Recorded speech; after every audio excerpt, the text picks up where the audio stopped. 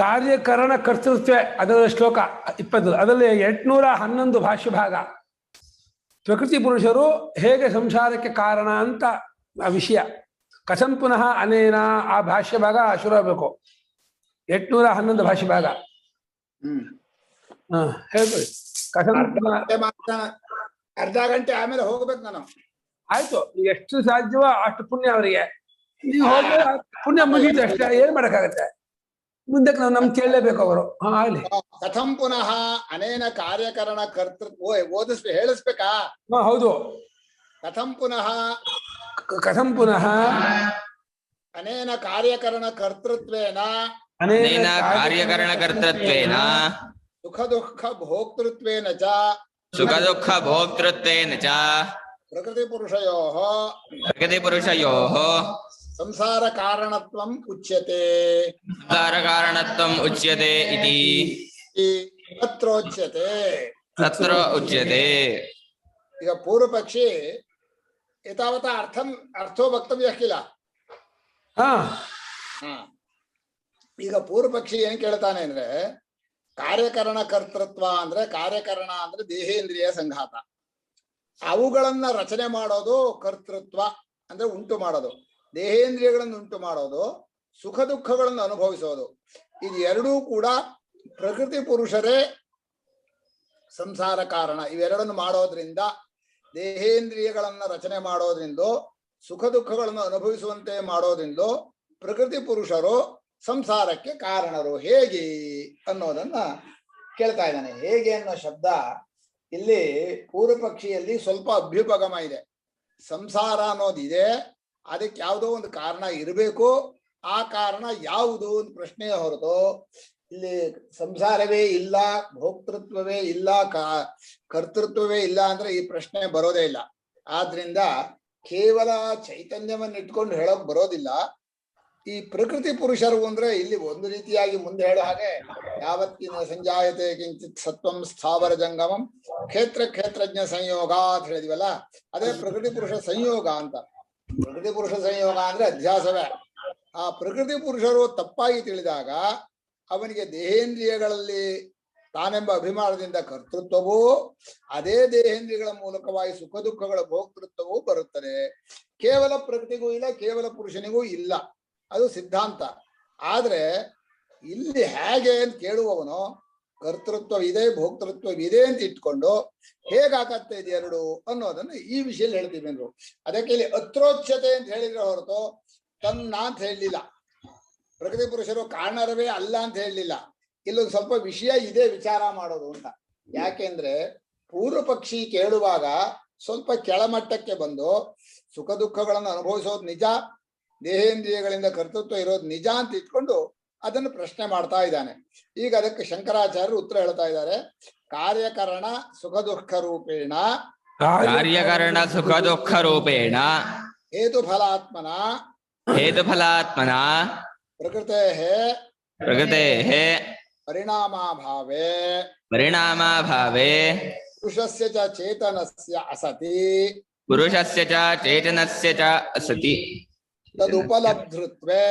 ತದುಪಲಬ್ಧೃತ್ವೇ ಕುತಃ ಸಂಸಾರ ಸ್ಯಾತ್. ಇದು ಸಂಸಾರ ಹೇಗ್ ಬರುತ್ತೆ ಅಂತ. ಕಾರ್ಯಕರಣ ಸುಖ ದುಃಖ ರೂಪದಿಂದ ಅಲ್ಲಿ ದೇಹೇಂದ್ರಿಯಗಳು ಸುಖ ದುಃಖಗಳು ಹೇತು ಫಲ ಅಂತಾರೆ. ಅಂದ್ರೆ ದೇಹೇಂದ್ರಿಯಗಳ ಕರ್ಮದಿಂದ ಸುಖ ದುಃಖ ಭೋಗ, ದೇಹೇಂದ್ರಿಯಗಳ ಮೂಲಕವಾಗಿಯೇ ಸುಖ ದುಃಖ ಭೋಗ. ದೇಹೇಂದ್ರಿಯಗಳು ಹೇತು, ಸುಖ ದುಃಖ ಅನ್ನೋದು ಫಲ. ದೇಹೇಂದ್ರಿಯಗಳ ಹೇತು ಅಂದ್ರೆ ದೇಹೇಂದ್ರಿಯಗಳಿಂದ ಮಾಡಿದ ಕರ್ಮ, ದೇಹೇಂದ್ರಿಯಗಳಿಂದ ಅನುಭವಿಸುವಂತಹ ಸುಖ ದುಃಖಗಳು. ಅದು ಒಂದು ರೀತಿ ದೇಹೇಂದ್ರಿಯಗಳು ಕಾರಣ. ಆದ್ರಿಂದ ಪ್ರಕೃತಿಯ ಪರಿಣಾಮಾಭಾವೆ, ಪ್ರಕೃತಿ ದೇಹೇಂದ್ರಿಯ ರೂಪವಾಗಿ ಬದಲಾವಣೆ ಆಗಲೇ ಹೋದ್ರೆ, ಪ್ರಕೃತಿ ಅನ್ನೋದನ್ನ ಹಿಂದೆ ಹೇಳಿದ್ದಾರೆ. ಆ ಪ್ರಕೃತಿಯು ಪಂಚಭೂತಗಳಾಗಲಿ ಅಥವಾ ಮಹತ್ವ ವ್ಯಕ್ತ ಅಹಂಕಾರ ಭಿನ್ನ ಪ್ರಕೃತಿ ರಷ್ಟಧ ಅಂತ ಹೇಳಿದ್ರಲ್ಲ, 8 ಪ್ರಕೃತಿಗಳಾಗಲಿ ಅದು ಕ್ರಮೇಣವಾಗಿ ಬದಲಾಯಿಸ್ತಾ ದೇಹೇಂದ್ರಿಯ ರೂಪವಾಗಿದೆ. ಆ ದೇಹೇಂದ್ರಿಯ ರೂಪವಾಗಿರುವಂತಹ ಪ್ರಕೃತಿಯು ಕ್ರಿಯೆಯನ್ನು ಮಾಡದೆ ಅದರಲ್ಲಿ ಸುಖ ದುಃಖಗಳ ಸಂಬಂಧವೂ ಆಗದೆ ಹೋದ್ರೆ ಸಂಸಾರವೇ ಇರೋದಿಲ್ಲ. ಕುತಃ ಸಂಸಾರ ಸ್ಯಾತ್. ಆದ್ರಿಂದ ಪ್ರಕೃತಿಯೇ ದೇಹೇಂದ್ರಿಯ ರಚನೆಯಾಗುವ ಹಾಗೂ ಅದರಲ್ಲಿ ಕರ್ಮವನ್ನು ಮಾಡುವ ಹಾಗೂ ಅದೇ ದೇಹೇಂದ್ರಿಯಗಳ ಮೂಲಕವಾಗಿಯೇ ಸುಖ ದುಃಖಗಳನ್ನು ಅನುಭವಿಸುವ ಹಾಗೆಯೂ ಇದೆ ಅನ್ನೋದನ್ನ ಇಟ್ಕೊಂಡು ಪ್ರಕೃತಿಯ ಪರಿಣಾಮಭಾವೆ, ಈ ಪ್ರಕೃತಿ ಪಂಚಭೂತಗಳು ಪರಿಣಾಮವಾಗಿ ದೇಹೇಂದ್ರಿಯಗಳ ಆಗದೇ ಹೋದ್ರೆ ಹೇಗೆ ತಾನೇ ಕರ್ತೃತ್ವ, ಹೇಗೆ ತಾನೇ ಭೋಕ್ತೃತ್ವ, ಹೇಗೆ ತಾನೇ ಸಂಸಾರ ಅಂತ. ಇಲ್ಲಿ ಸಂಸಾರ ಅನ್ನೋ ಶಬ್ದಕ್ಕೆ ಕರ್ಮಗಳಲ್ಲಿರುವ ಕರ್ತೃತ್ವ, ಆ ಫಲವನ್ನು ಅನುಭವಿಸುವ ಭೋಕ್ತೃತ್ವ, ಇದನ್ನೇ ಪ್ರಧಾನವಾಗಿ ಇಟ್ಕೊಂಡಿದ್ದಾರೆ. ಇನ್ನು ಪುರುಷನು ಚೇತನ ಅನ್ನೋದು ಅವರು ಒಪ್ಕೋತಾರೆ. ಯಾರೋ ಸಾಂಖ್ಯರು ಒಪ್ಕೋತಾರೆ, ನಾವು ಒಪ್ಕೋತೀವಿ. ಆ ಚೇತನಾದ ಪುರುಷ ಆ ಫಲ ಸುಖ ದುಃಖವನ್ನು ಅನುಭವಿಸುವಾಗ ಅದನ್ನು ಅರಿಯದೆ ಹೋದ್ರೆ ಅಸತಿ ತದುಪಲಬ್ಧೃತ್ವೇ ಅಂದ್ರು. ಅಂದ್ರೆ ಚೇತನಾದ ಪುರುಷ ಆ ಸುಖ ದುಃಖಗಳನ್ನು ಅರಿಯದೆ ಹೋದ್ರೆ ಭೋಕ್ತೃತ್ವೇ ಬರೋಲ್ಲ. ಬರೀ ಅರಿಯದೇ ಇರುವ ಕಲ್ಲು ಬಂಡೆ ಅಥವಾ ಮಣ್ಣು ಇವುಗಳಿಗೆ ಭೋಕ್ತೃತ್ವ ಇಲ್ಲ. ಆದ್ರಿಂದ ಚೇತನಾದ ಪುರುಷ ಅಂತಃಕರಣದಲ್ಲಿರುವಂತಹ ಸುಖ ದುಃಖಗಳನ್ನ ತಾನೆಂಬ ಬುದ್ಧಿಯಿಂದ ಅಯ್ಯೋ ನಂಗೆ ದುಃಖ ಆಗ್ತಾ ಇದೆ, ನಂಗೆ ಸುಖ ಆಗ್ತಾ ಇದೆ, ನನಗೆ ನೋವಾಗ್ತಾ ಇದೆ, ನನಗೆ ಜ್ವರ ಬಂದಿದೆ ಅಂತ ಹೇಳಿ ಆ ಪ್ರಕೃತಿಯಲ್ಲಿ ಅಭಿಮಾನ ಪಟ್ಕೊಳ್ಳದೆ ಹೋದ್ರೆ, ಅರಿವಿನಿಂದ ಕೂಡಿ ಅಭಿಮಾನ ಪಟ್ಕೋಬೇಕು. ಆ ಉಪಲಬ್ಧವಾಗಿಯೇ ಅನುಭವಿಸ್ಬೇಕು. ಬರಿಯ ಉಪಲಬ್ಧೃತ್ವ ಅಷ್ಟೇ ಅಲ್ಲ, ಅಭಿಮಾನ ಪೂರ್ವಕ ಉಪಲಬ್ಧೃತ್ವ. ಪುರುಷನು ಅಸಂಗನಾದ ಉಪಲಬ್ಧೃತ್ವ ಆದ್ರೆ ಭೋಕ್ತೃತ್ವ ಬರೋಲ್ಲ.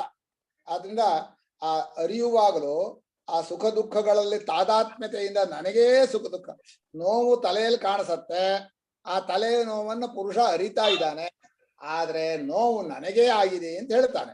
ತಲೆಯೂ ನಾನೇ, ನೋವು ನಾನೇ, ತಲೆ ನೋವು ನನಗೇ ಇದೆ, ಕಾಲ್ ನೋವು ನನಗೇ ಇದೆ ಅಂತಾನೆ.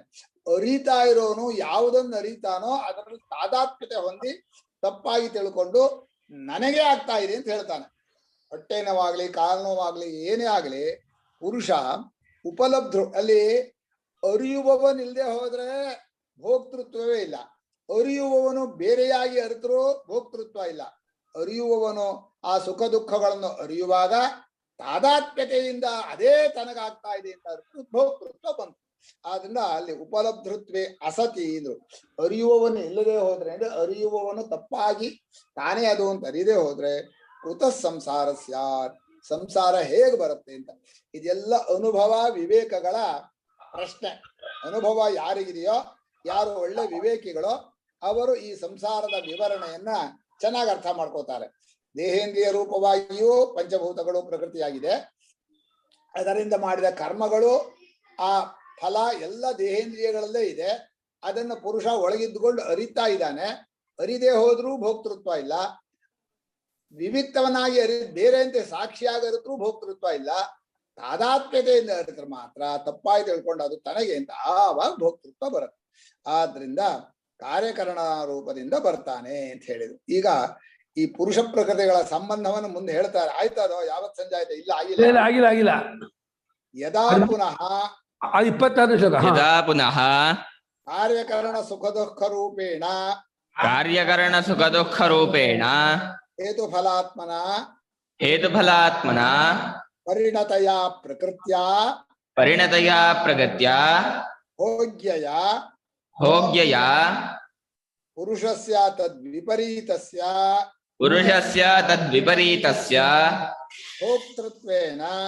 ಭೋಕ್ತೃತ್ವೇನ ಅವಿದ್ಯಾರೂಪ ಸಂಯೋಗ ಸ್ಯಾತ್ ತದಾ ಸಂಸಾರ ಸ್ಯಾದ್ ಇತಿ. ಈಗ ಸಂಸಾರದ ವಿವೇಕವನ್ನ ಭಾಷ್ಯಕಾರರು ಹೇಗೆ ಅನುಭವದಲ್ಲಿ ತೋರಿಸ್ತಾರೆ ನೋಡಿ.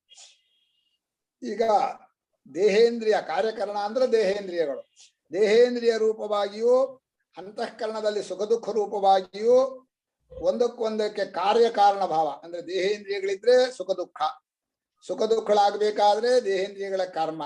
ಹೀಗೆ ಹೇತು ಫಲ ಈ ರೂಪವಾಗಿ ಪರಿಣತಯ ಅಂದ್ರೆ ಬದಲಾಯಿಸಿದೆ ಅಂತ. ಪ್ರಕೃತಿಯು ಪರಿಣಾಮವಾಗತ್ತೆ ಅನ್ನೋದು ಒಂದು ಅಧ್ಯಾರೋಪ ದೃಷ್ಟಿ. ಆ ಮಾಂಡುಕ್ಯದಲ್ಲಿ ಮಾಂಡುಕ್ಯದಲ್ಲಿ ಹೇತು ಫಲ ಅಂದ್ರೆ ಧರ್ಮ ಹೇತು, ಶರೀರ ಫಲ ಅಂದ್ರು. ಇಲ್ಲಿ ಹೇತು ಫಲ ಅಂದ್ರೆ ಕಾರ್ಯಕರಣ ಹೇತು, ಸುಖ ದುಃಖ ಫಲ ಅಂತ ಇದ್ದಾರೆ. ಯಾವುದೋ ಒಂದು ಪೂರ್ವ ಹೇತು ಉತ್ತರ ಫಲ ಅಷ್ಟೇ. ಹೇತು ಫಲ ಅಂತ ಯಾವ್ದು ಫಲ ಯಾವ್ದು ಹೇತು ಅಂತ ನಿರ್ಣಯ ಮಾಡೋಕ್ ಹೇಳಲಿಲ್ಲ ಅವರು. ಲೋಕದ ದೃಷ್ಟಿಯಿಂದ ಇಟ್ಕೊಂಡು ಹೇಳಿರೋದು ಹೇತು ಒಂದು ಫಲ ಒಂದು ಅಂತ. ಧರ್ಮಗಳಿಂದ ದೇಹೇಂದ್ರಿಯಗಳು ಬಂದಿದೆ ಅಂತಂದ್ರೆ ಧರ್ಮಗಳು ಹೇತು, ದೇಹೇಂದ್ರಿಯಗಳು ಫಲ. ಈಗ ದೇಹೇಂದ್ರಿಯಗಳು ಇರೋದ್ರಿಂದ ಸುಖ ದುಃಖ ಬಂದಿದೆ ಅಂದ್ರೆ ದೇಹೇಂದ್ರಿಯಗಳೇ ಹೇತು, ಸುಖ ದುಃಖ ಫಲ. ದೇಹೇಂದ್ರಿಯಗಳು ಇಲ್ಲದೆ ಹೋದ್ರೆ ಕರ್ಮವನ್ನೇ ಮಾಡಿದ್ರೆ ಸುಖ ದುಃಖ ಆಗಿ ಬರುತ್ತೆ. ಆಮೇಲೆ ಆ ಸುಖ ದುಃಖ ಅನುಭವಿಸೋಕ್ಕೂ ದೇಹೇಂದ್ರಿಯಗಳೇ ಬೇಕಲ್ಲ. ದೇಹೇಂದ್ರಿಯಗಳು ಒಂದು ರೀತಿ ಕರ್ತೃವಾಗಿಯೂ ಭೋಕ್ತೃತ್ವಕ್ಕೆ ಆಧಾರವಾಗಿಯೂ ಇರುವಂತಹದ್ದು ಹೇತು ಫಲಾತ್ಮಕವಾಗಿದೆ. ಅದರಿಂದ ಪ್ರಕೃತಿ ಅಂದ್ರೆ ಈ ಪಂಚಭೂತಮಯವಾದ ಪ್ರಕೃತಿ ದೇಹೇಂದ್ರಿಯ ರೂಪವಾಗಿ ಬದಲಾಯಿಸ್ತಿದೆ. ಪ್ರತಿಯೊಬ್ಬರಿಗೂ ದೇಹೇಂದ್ರಿಯ ರೂಪವಾಗಿ ಕಾಣಿಸ್ತಾ ಇದೆ. ಅದು ಭೋಗ್ಯ ಅಂದ್ರೆ ಅನುಭವಿಸಲೇಬೇಕಾದಂತಹದ್ದು ಅಂತ. ಆ ಭೋಗ್ಯವಾದ ದೇಹೇಂದ್ರಿಯದ ಜೊತೆಯಲ್ಲಿ ಅವಿದ್ಯಾರೂಪ ಸಂಯೋಗ ಅಂತ ಅದನ್ನು ಹೇಳ್ಕೊಂಡ್ಯಾರ ಭಾಷ್ಯಕಾರರು ಮುಂದೆ ಹೇಳೋದನ್ನ. ಭೋಗ್ಯಯ ಪ್ರಕೃತಿಯ ತದ್ವಿಪರೀತಸ್ಯ ಅಂದ್ರು. ಇಲ್ಲಿ ತದ್ವಿಪರೀತ ಅನ್ನೋ ಒಂದೇ ಪದ ಹಿಂದೆ ಹೇಳಿದ ಪ್ರಕೃತಿಗೆ ಏನೇನು ವಿಶೇಷಣ ಹಾಕಿದಾರೋ ಅದು ಯಾವುದೂ ಇಲ್ಲ ಅಂತ. ಕಾರ್ಯಕರಣ ಅನ್ನೋದು ಪುರುಷನಿಗೆ ಇಲ್ಲ, ಸುಖ ದುಃಖ ಸಂಬಂಧ ಇಲ್ಲ, ಹೇತು ಫಲ ಯಾವುದು ಹೇತು ಅಲ್ಲ, ಯಾವಕ್ಕೂ ಫಲ ಅಲ್ಲ ಅವನು. ಆಮೇಲೆ ಯಾವುದೇ ಬದಲಾವಣೆ ಇಲ್ಲ. ಏನೇನು ಪ್ರಕೃತಿಗೆ ವಿಶೇಷಣ ಕೊಟ್ರೋ ಅಷ್ಟೂ ಪುರುಷನಿಗೆ ವಿಪರೀತ ಅಂದ್ರೆ ವಿಲಕ್ಷಣ, ವಿರುದ್ಧವಾದಂತಹದ್ದು ಅಂತ. ದೇಹೇಂದ್ರಿಯಗಳೇ ಇಲ್ಲ ಪುರುಷನಿಗೆ, ಯಾವಾಗಲೂ ಇಲ್ಲ. ಮತ್ತೆ ನೀವು ತಪ್ಪು ತಿಳ್ಕೊಂಡು ನಾನು ದೇಹಿ, ನಾನು ಇಂಥವನು ಅಂತ ನಾಮರೂಪಾತ್ಮಕವಾಗಿ ತಿಳ್ಕೊತಾನೆ. ಹೀಗೆ ತದ್ವಿಪರೀತಸ್ಯ ಪುರುಷಸ್ಯ ಅನ್ನೋ ಪದದಿಂದ ಹಿಂದಿನ ಅಷ್ಟೂ ವಿಶೇಷಣಗಳನ್ನು ಪುರುಷನಿಗೆ ಕಾರ್ಯಕಾರಣ ದೇಹೇಂದ್ರಿಯಗಳಾಗಲಿ, ಸುಖ ದುಃಖವಾಗಲಿ, ಹೇತು ಫಲಾತ್ಮಕವಾಗಲಿ, ಬದಲಾವಣೆಯಾಗಲಿ ಯಾವುದೂ ಇಲ್ಲ. ಪ್ರಕೃತಿಗೆ ಏನು ಸ್ವಭಾವ ಇದೆಯೋ ಅದಕ್ಕೆ ವಿರುದ್ಧ ಸ್ವಭಾವ ಪುರುಷ. ಹಾಗಾದ್ರೆ ಇವನು ಭೋಕ್ತೃ ಹೇಗಾದ ಅಂದ್ರೆ ಅವಿದ್ಯಾರೂಪ ಸಂಯೋಗ. ತಿಳಿಯೋಕ್ ಹೋಗಿ ನೋಡೋಕ್ ಹೋಗಿ ಸಿಗಾಕೊಂಡ್ಬಿಟ್ಟ. ಈ ಮನುಷ್ಯ ಕುತೂಹಲದಿಂದ ಏನೋ ಒಂದು ತಿಳ್ಕೊತಾನಲ್ಲ, ಅಲ್ಲಿ ಹೋಗಿ ಅಲ್ಲಿ ಸಿಗಾಕೊಂಡ್ಬಿಡ್ತಾನೆ. ಅಂಗಡಿ ಬೀದಿಲಿ ಕುತೂಹಲದಿಂದ ನೋಡೋಕ್ ಹೋಗಿ ಕೊಂಡ್ಕೊಳಕ್ ಹೋಗಿ ಇರೋ ದುಡ್ಡೆಲ್ಲ ಖರ್ಚು ಮಾಡ್ಕೊಂಡ ಹಾಗೆ. ಮನುಷ್ಯನಿಗೆ ಪ್ರಪಂಚದ ಅರಿವನ್ನು ಮಾಡ್ಕೊಳ್ಳುವ ಬಹಳ ಎಚ್ಚರ ಇರಬೇಕು, ಅಂಟಿಸ್ಕೋಬಾರ್ದು, ವಿವೇಕಿಯಾಗಿರ್ಬೇಕು. ಸುಮ್ಮನೆ ನೋಡ್ತಾ ಇದ್ರೆ ಏನಾಗ್ತಿರ್ಲಿಲ್ಲ, ಅದನ್ನ ನೋಡೋಕ್ ಹೋಗಿ ಅದ್ರಲ್ಲಿ ಮುಳುಗಿ ಬಿಟ್ನಲ್ಲ, ತಾದಾತ್ಮ್ಯತೆ ಬಂತು, ಸಂಯೋಗ ಆಯ್ತು. ನಾನೇ ಅದೇ ದೇಹೇಂದ್ರಿಯಗಳನ್ನ ನೋಡ್ತಾ ಇದ್ರೆ ಏನಾಗ್ತಿರ್ಲಿಲ್ಲ, ದೇಹೇಂದ್ರಿಯಗಳೇ ನಾನು, ಆ ಸುಖ ದುಃಖವು ನನಗೇ ಆಗ್ತಾ ಇದೆ, ಆ ಬದಲಾವಣೆನೂ ನನಗೇ ಆಗ್ತಾ ಇದೆ, ಅಯ್ಯೋ ನನ್ ಕಷ್ಟವೇ ಯಾರಿಗೂ ಇಲ್ಲ ಅಂತೇಳಿ. ಹೀಗೆ ಮನುಷ್ಯ ಕೇವಲ ಚೈತನ್ಯ ರೂಪನಾದವನು ಅವಿದ್ಯಾರೂಪ ಸಂಯೋಗ, ತಪ್ಪಾದ ತಿಳುವಳಿಕೆಯಿಂದ ಒಂದರಲ್ಲಿ ಒಂದು ಸೇರ್ಕೊಂಡ್ಬಿಟ್ಟ. ತಪ್ಪಾದ ತಿಳುವಳಿಕೆಯಿಂದ ಸೇರ್ಕೊಂಡ ಅಂದ್ರೆ ಸೇರ್ಕೊಂಡಾಗ್ಲೂ ಅವನಿಗೇನು ಆಗಿರೋಲ್ಲ, ತಪ್ಪು ತಿಳುವಳಿಕೆ ಮಾತ್ರ ಅಂತ ಹೇಳೋಕೆ. ತಪ್ಪು ತಿಳುವಳಿಕೆ ಒಂದು ಗಮ್ಮು ಅಂತ ಅರ್ಥ ಅಲ್ಲ, ಅದು ಸೇರ್ಕೊಂಡೇ ಇಲ್ಲ, ತಪ್ಪು ತಿಳುವಳಿಕೆಯನ್ನೇ ಸೇರ್ಕೊಂಡಿದ್ದಾನೆ, ಮಾಡ್ಕೊಂಡಿದ್ದಾನೆ. ಯಾವಾಗ ಭೋಕ್ತೃತ್ವ ತಪ್ಪು ತಿಳುವಳಿಕೆಯೋ ಆ ಕರ್ತೃತ್ವವೂ ತಪ್ಪು ತಿಳುವಳಿಕೆ, ಸಂಸಾರವೂ ತಪ್ಪು ತಿಳುವಳಿಕೆಯಿಂದಲೇ ಬಂದಿದೆ. ನಿಜವಾಗಿ ಜೀವನಿಗೆ, ಪುರುಷನಿಗೆ ಸಂಸಾರನ ಯಾವಾಗಲೂ ಇಲ್ಲ ಅಂತ ಹೇಳಿ ಆಗ ತದಾ ಸಂಸಾರ ಸ್ಯಾತ್. ಆ ತಪ್ಪು ತಿಳುವಳಿಕೆ ಇದ್ರೆ ಅವನ ಸಂಸಾರವನ್ನು ಹಚ್ಚಬಹುದು, ಅಂದ್ರೆ ಅದು ಆಗಿದೆ ಇಟ್ಕೋಬಹುದು ಅಂತ. ನಿಜವಾಗಿ ಸಂಸಾರ ಬರೋದೇ ಇಲ್ಲ, ಸಂಸಾರ ಸ್ಯಾತ್. ಅತಃ ಯತ್ ಪ್ರಕೃತಿ ಪುರುಷಯೋಃ ಕಾರ್ಯಕರಣ ಕರ್ತೃತ್ವೇನ ಸುಖ ದುಃಖ ಭೋಕ್ತೃತ್ವೇನ ಚ ಸಂಸಾರ ಕಾರಣತ್ವಂ ಉಕ್ತಂ ತದ್ಯುಕ್ತಂ. ಆದ್ರಿಂದ ಪ್ರಕೃತಿ ಪುರುಷರಿಬ್ಬರಿಗೂ ಕೂಡ ದೇಹೇಂದ್ರಿಯಗಳನ್ನ ರಚನೆ ಮಾಡಿ ಅದಕ್ಕೆ ಕರ್ತೃವಾಗೋದು, ಅದರಲ್ಲಿ ಸುಖ ದುಃಖಗಳ ಭೋಕ್ತೃವಾಗೋದು ಅಂತ. ಸಾಂಖ್ಯರು ಪ್ರಕೃತಿಯೇ ಕರ್ತೃ ಅಂತಾರೆ. ನಮ್ಮಲ್ಲಿ ನೀವು ತಪ್ಪು ತಿಳ್ಕೊಂಡ್ಮೇಲೆ ಕರ್ತೃತ್ವವೂ ಪುರುಷನಿಗೆ, ಭೋಕ್ತೃತ್ವವೂ ಪುರುಷನಿಗೆ, ತಪ್ಪು ತಿಳುವಳಿಕೆ ಇರೋನಿಗೆ ಎರಡು. ಆದ್ರಿಂದ ಕಾರ್ಯಕರಣ ದೇಹೇಂದ್ರಿಯಗಳಲ್ಲಿ ತಾದಾತ್ಮ್ಯತೆ ಹೊಂದಿದ ಮೇಲೆ ಕರ್ತೃತ್ವ, ಭೋಕ್ತೃತ್ವ, ಜ್ಞಾತೃತ್ವ ಮೂರು ಅವನಿಗೆ ಅಂಟೋದು. ಆದ್ರೂ ನಾವು ಹೇಳುವಾಗ ಹೀಗೆ ಹೇಳ್ತೀವಿ, ಸದ್ಯಕ್ಕೆ ಪ್ರಕೃತಿ ಪುರುಷರಿಬ್ಬರೂ ಕೂಡ ದೇಹೇಂದ್ರಿಯಗಳಿಗೆ ಕರ್ತೃವಾಗಿಯೂ ಸುಖ ದುಃಖಗಳನ್ನು ಅನುಭವಿಸುವಾಗಿಯೂ ಇರೋದಿದೆಯಲ್ಲ, ಇದು ಸಂಸಾರ ಕಾರಣ ಅಂತ. ಸೂತ್ರ ಭಾಷ್ಯದ ಇದರಲ್ಲಿ ಮುಂಡಕೋಪನಿಷತ್ತಿನ ಪೈಂಗಿ ರಹಸ್ಯ ಬ್ರಾಹ್ಮಣನ ಅನ್ಯಥಾ ವ್ಯಾಖ್ಯಾತಂ ಅಂತ ಶುರು ಮಾಡಿದ್ರಲ್ಲ, ದಾಸಪರ್ಣಾಸ ಅಲ್ಲಿ ಒಂದು ಸಲ ಜೀವ ಈಶ್ವರ ಅಂತ ತಗೊಂಡ್ರು, ಇನ್ನೊಂದು ಸಲ ಬುದ್ಧಿ ಜೀವ ಅಂತ ತಗೊಂಡ್ರು. ಎರಡಕ್ಕೂ ತಾತ್ಪರ್ಯ ಅದೇ ಭಾಷ್ಯಕಾರ. ಏನ್ ತಾತ್ಪರ್ಯ ಅಂದ್ರೆ, ಭೋಕ್ತೃತ್ವವನ್ನ ಬುದ್ಧಿಗೆ ಹಾಕಿ ಜೀವನಿಗೆ ಭೋಕ್ತೃತ್ವ ಇಲ್ಲ ಅಂತ ಹೇಳಿದ್ರೆ ಆ ಜೀವ ಪರಮಾತ್ಮನೇ. ಜೀವನಿಗೆ ಭೋಕ್ತೃತ್ವ ಹೇಳಿ ಪರಮಾತ್ಮನಿಗೆ ಭೋಕ್ತೃತ್ವ ಇಲ್ಲ ಅಂದ್ರೆ ಸ್ವತಃ ಜೀವನಿಗೆ ತಪ್ಪುಗಳಿಕೆಯಿಂದ ಭೋಕ್ತೃತ್ವ ಆಗಲೂ ಅವನು ನಿತ್ಯ ಶುದ್ಧನಾದ ಪರಮಾತ್ಮನೇ.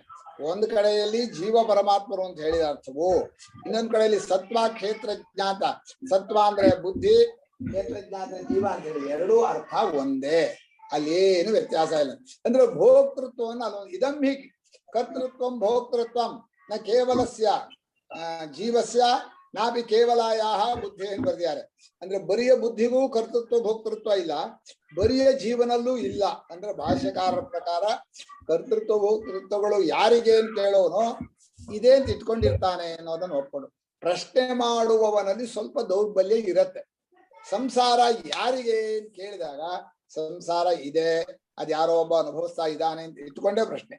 ಆದ್ರಿಂದ ಇಲ್ಲಿ ಪ್ರಕೃತಿ ಪುರುಷರ ಸಂಯೋಗವೇ ದೇಹೇಂದ್ರಿಯಗಳ ಕರ್ತೃತ್ವ, ಸುಖ ದುಃಖ ಭೋಕ್ತೃತ್ವ, ಅದೇ ಸಂಸಾರ ಕಾರಣ ಅಂತ ಹೇಳಿರೋದು ಯುಕ್ತ ಅನುಭವ ಯುಕ್ತಿಗೆ ಸಮ್ಮತವಾಗಿದೆ ಎಂದು. ಈಗ ಕೇಳ್ತಾರೆ, ಕಃ ಪುನರ ಯಂ ಸಂಸಾರೋ ನಾಮ, ಕಃ ಪುನಃ ಯಂ ಸಂಸಾರೋ ನಾಮ ಸುಖ ದುಃಖ ಭೋಗ ಸಂಭೋಗ ಸಂಸಾರ, ಸುಖ ದುಃಖ ಸಂಭೋಗ ಸಂಸಾರ, ಪುರುಷಸ್ಯ ಚ ಸುಖ ದುಃಖಾನಾಂ ಪುರುಷಸ್ಯ ಚ ಸುಖ ದುಃಖಾನಾಂ ಸಂಭೋಕ್ತೃತ್ವಂ ಸಂಸಾರಿತ್ವಂ ಇತಿ. ಸಂಭೋಕ್ತೃತ್ವಂ ಸಂಸಾರಿತ್ವಂ ಇತಿ. ಇದು ಕಪ್ಪುನರಯಂ ಸಂಸಾರೋ ನಾಮ, ಈ ಸಂಸಾರ ಅಂದ್ರೆ ಏನು ಅಂತ ಇದರಲ್ಲಿ ಭಾಷ್ಯಕಾರರು ಒಂದೊಂದು ಭಾಗದಲ್ಲಿ ಒಂದೊಂದು ಥರ ಹೇಳ್ತಾರೆ. ಕ್ರಿಯಾಕಾರಕ ಫಲ ಲಕ್ಷಣ ಸಂಸಾರ, ಕರ್ತೃತ್ವ ಭೋಕ್ತೃತ್ವ ಲಕ್ಷಣ ಸಂಸಾರ, ಸುಖ ದುಃಖ ಭೋಗ ರೂಪ ಸಂಸಾರ, ಜನ್ಮ ಮರಣ ಲಕ್ಷಣ ಸಂಸಾರ. ಅರ್ಥ ಒಂದೇ ಆದ್ರೂ ಆಯಾ ಪ್ರಸಂಗಕ್ಕೆ ತಕ್ಕ ಹಾಗೆ ಸಂಸಾರ ಅನ್ನೋದ್ರ ವಿವರಣೆ ಸ್ವಲ್ಪ ಹಿಂದೆ ಸ್ವಲ್ಪ ಮುಂದೆ. ಈಗ ಸಂಸಾರ ಶಬ್ದ ಹುಟ್ಟು ಸಾವುಗಳನ್ನು ಪಡ್ಕೊಳ್ಳೋ ಸಂಸಾರ ಅಂತೀರೋ, ಮಾಡೋದು ಅನುಭವಿಸೋದು ಸಂಸಾರ ಅಂತೀರೋ, ಅಥವಾ ಏನೋ ಇದು ಯಾತಕ್ಕೆ ಬರುತ್ತೆ ಅಂತ ನೋಡ್ತೀವಲ್ಲ, ಕ್ರಿಯಾಕಾರಕ ಫಲ. ಕ್ರಿಯಾಕಾರಕ ಫಲ ಅಂದ್ರೆ ಕೆಲಸ ಮಾಡಬೇಕು ಅಂತಿದೆ, ಏನೋ ವಸ್ತು ನೋಡಿ ಇದು ಯಾತಕ್ಕೆ ಉಪಯೋಗಕ್ಕೆ ಬರುತ್ತೆ ಅಂತ ಯೋಚನೆ ಮಾಡಿ ಆ ಕಾರಕವನ್ನು ತಗೊಂಡು ಆ ಕೆಲಸ ಮಾಡಿ ಆಮೇಲೆ ಫಲ ಅನುಭವಿಸ್ತಾನೆ. ಒಟ್ಟು ಮನುಷ್ಯ ಇರೋದೆಲ್ಲ ಮರ ನೋಡ್ಲಿ, ಮಣ್ಣು ನೋಡ್ಲಿ, ಗುಡ್ಡ ನೋಡ್ಲಿ, ಯಾತಕ್ ಬರುತ್ತೆ? ಇದು ಮನೆ ಕಟ್ಟೋಕ್ ಬರುತ್ತೆ. ಇದು ಯಾತಕ್ ಬರುತ್ತೆ? ಇದು ಕಟ್ಟಿಗೆಗ್ ಬರುತ್ತೆ. ಇದು ಯಾತಕ್ ಬರುತ್ತೆ? ಇದು ಯಾತಕ್ ಬರುತ್ತೆ ಅನ್ನೋದೇ ಯೋಚನೆ. ಇವನಿಗೆ ದೇಹೇಂದ್ರಿಯಗಳಿಗೆ ಉಪಯೋಗ ಆಗುವ ಯೋಚನೆ ಒಂದೇ ಕೂತಿರೋ ತಲೆಯಲ್ಲಿ. ಆದ್ರಿಂದ ಎಲ್ಲದರಲ್ಲೂ ಏನೋ ಒಂದು ಕೆಲಸ ಮಾಡಿ ಏನು ಉಪಯೋಗ, ಯಾವ ರೀತಿ ಆ ವಸ್ತುವನ್ನು ಬಳಸಬಹುದು, ಅದರಲ್ಲೇ ಇವನು ಬುದ್ಧಿವಂತಿಕೆ ಆಗಿ ಹೋಯ್ತು. ನಿಜವಾಗಿ ದೇಹೇಂದ್ರಿಯಗಳಿಗಿಂತ ವ್ಯತಿರಿಕ್ತನಾದ ತನ್ನನ್ನು ತಿಳ್ಕೊಳಕ್ ಹೋಗ್ಲಿಲ್ಲ. ಅದನ್ನ ಸಂಸಾರ ಅನ್ನೋದು ಕ್ರಿಯಾಕಾರಕ ಫಲ ರೂಪವಾಗಿದೆ, ಅಥವಾ ಸುಖ ದುಃಖಗಳ ಅನುಭವಿಸುವಾಗಿದೆ, ಅಥವಾ ಕರ್ತೃತ್ವ ಭೋಕ್ತೃತ್ವಗಳಿಂದ ಕೂಡ್ಕೊಂಡು ಬೆಳಗ್ಗೆಯಿಂದ ಏನ್ ಮಾಡಿದ್ರೆ ಮಾಡೋದು ಅನುಭವಿಸೋದು, ಮಾಡೋದು ಅನುಭವಿಸೋದು, ತಿಳ್ಕೊಳ್ಳೋದು, ಮಾಡೋದು ಅನುಭವಿಸೋದು, ಜ್ಞಾತೃತ್ವ ಕರ್ತೃತ್ವ ಭೋಕ್ತೃತ್ವ ಇಷ್ಟ. ಇದಕ್ಕಿಂತ ಹೆಚ್ಚೇನೇನು ಇಲ್ಲ. ಇದೇ ಸಂಸಾರ. ಇನ್ನು ಹುಟ್ಟೋದು ಸಾಯೋದು, ಪುನರಪಿ ಜನನಂ ಪುನರಪಿ ಮರಣಂ ಪುನರಪಿ ಜನನಿ ಜಠರೇ ಶಯನ ಇಹ ಸಂಸಾರೇ ಖಲು. ಹೀಗೆ ಮತ್ತೆ ಸಾವು ಮತ್ತೆ ಹುಟ್ಟು. ಜಾತಸ್ಯ ಹಿ ಧ್ರುವೋ ಮೃತ್ಯು ಧ್ರುವಂ ಜನ್ಮ ಮೃತಸ್ಯ. ಇದೆಲ್ಲ ಸಂಸರತಿಯಿಂದ ಚೆನ್ನಾಗಿ ಸುತ್ತಾ ಇರ್ತಾನೆ. ಮನುಷ್ಯನಿಗೆ ಸುತ್ತೋದಕ್ಕೆ ನಿಜವಾಗಿ ಆ ಒಳಗಿರೋ ಕಾಮ ಕಾರಣ. ಆ ಅಂತಃಕರಣದಲ್ಲಿ ಆಸೆ ಇದೆಯಲ್ಲ, ಆ ಆಸೆ ಓಡಿಸ್ತಾ ಇರುತ್ತೆ. ನಮ್ಮ ಇವರು ತಮಾಷೆ ಮಾಡಿದಾಗ ಆಸೆಯನ್ನು ಒಂದು ಬಂಧನ ಹಾಕ್ಬಿಟ್ರೆ ಓಡ್ತಾನೆ, ಆಸೆಯನ್ನು ಬಂಧನ ಬಿಚ್ಚಿಬಿಟ್ರೆ ಸುಮ್ಮನೆ ಇದ್ದು ಬಿಡ್ತಾನೆ. ಏನ್ ಸ್ವಾಮಿ ಬೇಡಿ ಹಾಕಿದ್ರೆ ಓಡ್ತಾನೆ ಅಂತ? ಹೌದು, ಆಶಾನಾಮ ಮನುಷ್ಯಾಣಂ ಕಾಚಿದ ಆಶ್ಚರ್ಯ ಶೃಂಖಲ ಯಯಾ ಬದ್ಧ ಪ್ರಧಾವಂತಿ ಮುಕ್ತಾಸ್ತಿಷ್ಠಂತಿ ಪಂಗುವತ್ ಅಂತ. ಈ ರೀತಿ ಕಾಮವೇ ಸಂಸಾರಕ್ಕೆ ಕಾರಣ ಅಂತ. ನಿಜವಾಗಿ ಕಾಮಕ್ಕೆ ಹಿಂದಿರೋ ತಪ್ಪು ತಿಳುವಳಿಕೆ. ಅಲ್ಲಿ ಯಾಕೆ ಕಾಮ ಅಂದ್ರೆ ಮನುಷ್ಯ ಪ್ರಯತ್ನದಿಂದ ಕಾಮವನ್ನು ಬಿಡಬಹುದು. ತಪ್ಪು ತಿಳುವಳಿಕೆಯನ್ನ ಗುರುಗಳು ಶಾಸ್ತ್ರ ಬಿಡಿಸ್ತಾರೆ. ಅದನ್ನ ತಪ್ಪು ತಿಳುವಳಿಕೆ ಬಿಡೋದು ನಮ್ ಜವಾಬ್ದಾರಿ ಅಲ್ಲ. ನಮ್ ಜವಾಬ್ದಾರಿ ಏನು? ಕಾಮವನ್ನು ಗೆಲ್ಲಬೇಕು. ಏನು ಮನಸ್ಸಲ್ಲಿ ಬೇಕು ಅನ್ನೋದು ಹುಟ್ಟಬಾರದು. ಏನೋ ಮಾಡ್ಬೇಕು, ಏನೋ ಅನುಭವಿಸ್ಬೇಕು. ಯಾವ ಬೇಕುಗಳು ಮನಸ್ಸಲ್ಲಿ ಬರದೆ ಹೋದ್ರೆ ಅವನು ಕಾಮವನ್ನ ಗೆದ್ದ. ಇನ್ನು ಎಷ್ಟಪ್ಪ ಅಂದ್ರೆ ದೇಹ ಉಳಿಸೋ ಅಷ್ಟು ಊಟ, ಇನ್ನೇನು ಪ್ರಪಂಚದ ಯಾವ ಜನನೂ ಬೇಡ, ಯಾವ ವಸ್ತುನೂ ಬೇಡ, ಯಾವ ಕೆಲಸವೂ ಬೇಡ. ಬೇಕು ಅನ್ನೋದನ್ನ ಬಿಟ್ಟು ಹಾಕ ಅಂದ್ರೆ ಅವನು ಕಾಮವನ್ನು ಗೆಲ್ಲೋದಕ್ಕೆ ಶುರು ಮಾಡ್ದ. ಹೀಗೆ ಕಾಮವನ್ನು ಗೆಲ್ಲೋದೇ ಸಂಸಾರ. ಅಥೋ ಖಲು ಕಾಮಮಯವಾಯಂ ಪುರುಷ ಅಂತ ಉಪನಿಷತ್ತು ಕಾಮವನ್ನೇ ಸಂಸಾರ ಅಂತ ಹೇಳಿದೆ.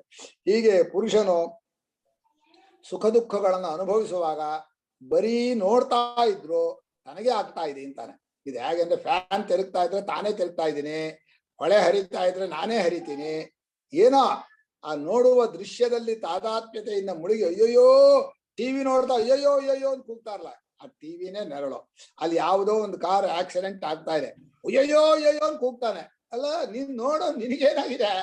ಇಡೀ ಜಗತ್ತನ್ನ ಅವಸ್ಥೆ ನೋಡೋ ನಿಮ್ಗೇನ್ರಿ ಸ್ವಾಮಿ ಸಂಬಂಧ? ಏನೇನೂ ಸಂಬಂಧ ಇಲ್ಲ. ಸುಮ್ನೆ ನೋಡ್ತಾ ಇರೋದ್ರಲ್ಲಿ ಮುಳುಕೊಂಡು ಹಲ್ಲಲ್ಲೋ ಹೊಯ್ಕೋತೀರಲ್ಲ, ಇದೇ ಸಂಸಾರ. ಹೀಗೆ ಸುಖ ದುಃಖಗಳನ್ನು ಅನುಭವಿಸುವಂತಹ ಸಂಸಾರಿಕ ಕುಸುಂಬ ಇಷ್ಟು ಆಯ್ತು. ಇನ್ನು ಸಂಸಾರಕ್ಕೆ ಕಾರಣವನ್ನು ಹೇಳುವಾಗ ಅಲ್ಲಲ್ಲೇ ಸಣ್ಣ ಸಣ್ಣ ಕಾರಣ ಹೇಳ್ತಾರೆ. ಕೊನೆಯಲ್ಲಿ ಭಾಷ್ಯಕಾರರು ತಪ್ಪು ತಿಳುವಳಿಕೆ ಕಾರಣ ಅಂತ ಹೇಳ್ತಾರೆ. ಈಗ ಸದ್ಯಕ್ಕೆ ಒಂದು ಕಾರಣ ಹೇಳ್ತಾರೆ. ಯತ್ ಪುರುಷಸ್ಯ ಸುಖ ದುಃಖಾನಾಂ ಭೋಕ್ತೃತ್ವಂ ಪುರುಷಸ್ಯ ಸುಖ ದುಃಖಾನಾಂ ಭೋಕ್ತೃತ್ವಂ ಸಂಸಾರಿತ್ವಂ ಇತ್ಯುಕ್ತಂ ಸಂಸಾರಿತ್ವಂ ಇತ್ಯುಕ್ತಂ ತಸ್ಯ ತತ್ ಕಿನ್ನಿಮಿತ್ತಂ ತಸ್ಯ ತತ್ ಕಿನ್ನಿಮಿತ್ತಂ ಇತಿ ಉಚ್ಯತೆ. ಉಚ್ಯತೆ. 10:30 ಆಗೇ ಹೋಯ್ತಾವ. ಕರ್ದ ನಾನು ಅಧ್ಯಾಪನ ಮಾಡಿಸ್ತೇನೆ, ಹೇಳ್ರಿ ಮುಂದಕ್ಕೆ. ಹೀಗೆ ಸುಖ ದುಃಖಗಳನ್ನು ಅನುಭವಿಸೋದು ಅನ್ನೋದನ್ನು ಹೇಳಿದ್ರಿ.